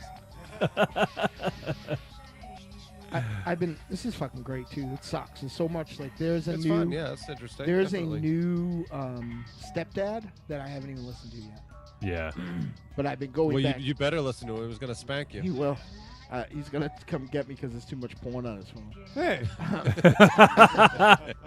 But I've been flipping back and forth in between the new One Fozzy Stepdad record, and the other Who Wants Stepdad. to Start a War, and the new Self EP, and like so much fucking good stuff out there. I still have to pick both of those up, actually. It's the Fozzy record's different. They kind of jump all around. There's a great song that sounds like Cheap Trick on there. Nice. I mean, I love Chris Jericho, and I love everything he does. So I'm sure if I ever meet him, he won't get mad at me that he's not Leonard Cohen or nothing lyric wise. But it's cool. It fits what's going on. He has a song about witches, which is amazing. Mains. More like asshole. Mains. That's one thing I did on my vacation. I watched Manborg with Nice. Sean Fennell. Manborg. More like asshole. I think it's that time. You know, I went on the I think it was the Alamo Draft House page. They were advertising for Borgman, and I said, Oh, yeah, I'm yeah. so excited that the Man-Borg sequel is finally out. Nobody found that funny. I find I think they might have deleted my post, actually. Son of a bitch. Nice. I find it funny, Tony. That is awesome. That's on point, right? It is good work. I am. Is it that time, Johnny? I hope it's not 6 minutes past that time. No, it's pretty much that time. Yeah. We started a few minutes late, but yeah, it's about that time. Do we forget anything? I know I told people to remind me. We told the story. We did the Josh thing about the submissions for Rock and Shock. We didn't get a chance to talk about our sponsors, which it's okay. XSplit. XSplit. So they do streaming. If you're into streaming games, streaming video, whatever, check out xsplit.com. They're pretty awesome. We dig them. They do some cool stuff. And as you can see, the updated graphics this week made them a little bit shinier. It's fucking popping. You like that? Fucking popping like a mother. That's pretty much the extent of my Photoshop. So if it needs to get any fancier, someone else can give it a shot. Not you, Ravenshadow. But so there's that. Amazon, if you guys shop Tiny, I hope you haven't bought anything on Amazon last week because I haven't seen any cash come in. I don't know. Maybe. Son of a bitch. Oh, shit. We You have just to got use a new our car link. on Amazon, actually. No, I You think son of a bitch. Tiny actually bought the Amazon. I got it on. What, you bought Yamazon? What's that? Is that like a competitor? Yes, it is. Yes, I actually bought an Amazon from Amazon. Was she made of clay? They're very inexpensive. They just want green. They just want green cards, basically. Nice. So yeah, Amazon. If you do shop on Amazon, go to trickortreatradio.com and then just scroll down a little bit, and there's a link to Amazon. Do all your shopping from that link because we would really like that because that gives us money. You don't physically have to give us money. You can if you want to, but if you don't want to, you just use our link. Shop on Amazon. We get a little bit of a cut. You don't have to pay any more. Yeah. They just give us some of their cut. And So hey, that's awesome too, but to do it without zero transparency, there's a donate button on there. You like Yeah. what we're doing? Hit donate. You want us to do more than we're doing? You want us to be able to justify the time and not be out hunting monsters or booking rock shows or whatever else? Right. Like, just hit donate. Because right now we have to kind of, to quote my inept sidekick here, we need to diversify to pay the bills. So, yes. if you want us, we'll do this every day if you're willing to bankroll it. So, Or if you want us to stop doing it, pay, yeah, either one. pay some money Yeah, too. please put in the comments of your donation. Yeah. Yeah. You want us to stop. Either way, we could do that with money. What? What are you doing? Oh, shit. Oh, I thought you shit your pants again. Oh no! Can I make a stop with a Hoyt's AMC gift certificate? Yeah, maybe. Yeah. All right. Show's getting long. Long show's getting long, Ravenshadow.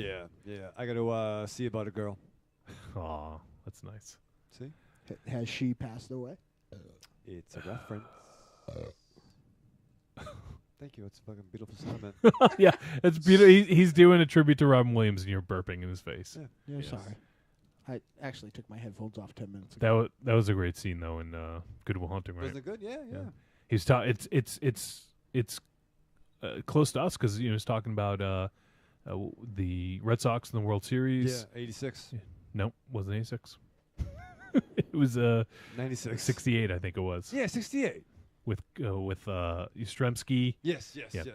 So, but that was a nice scene. So go see about it. Dynamo fucking ruined it. Yeah, Dynamo ruined it. Tani, any last thoughts? I did ruin it. I know let's get out of here. I'm good to go. The at the end of the day, we did lose. I feel really bad. I ruined his Robin Williams. It's all right. You didn't know. All right, Dynamo. I think we're ready. Take us out. Remember, children, wherever you go, there you are.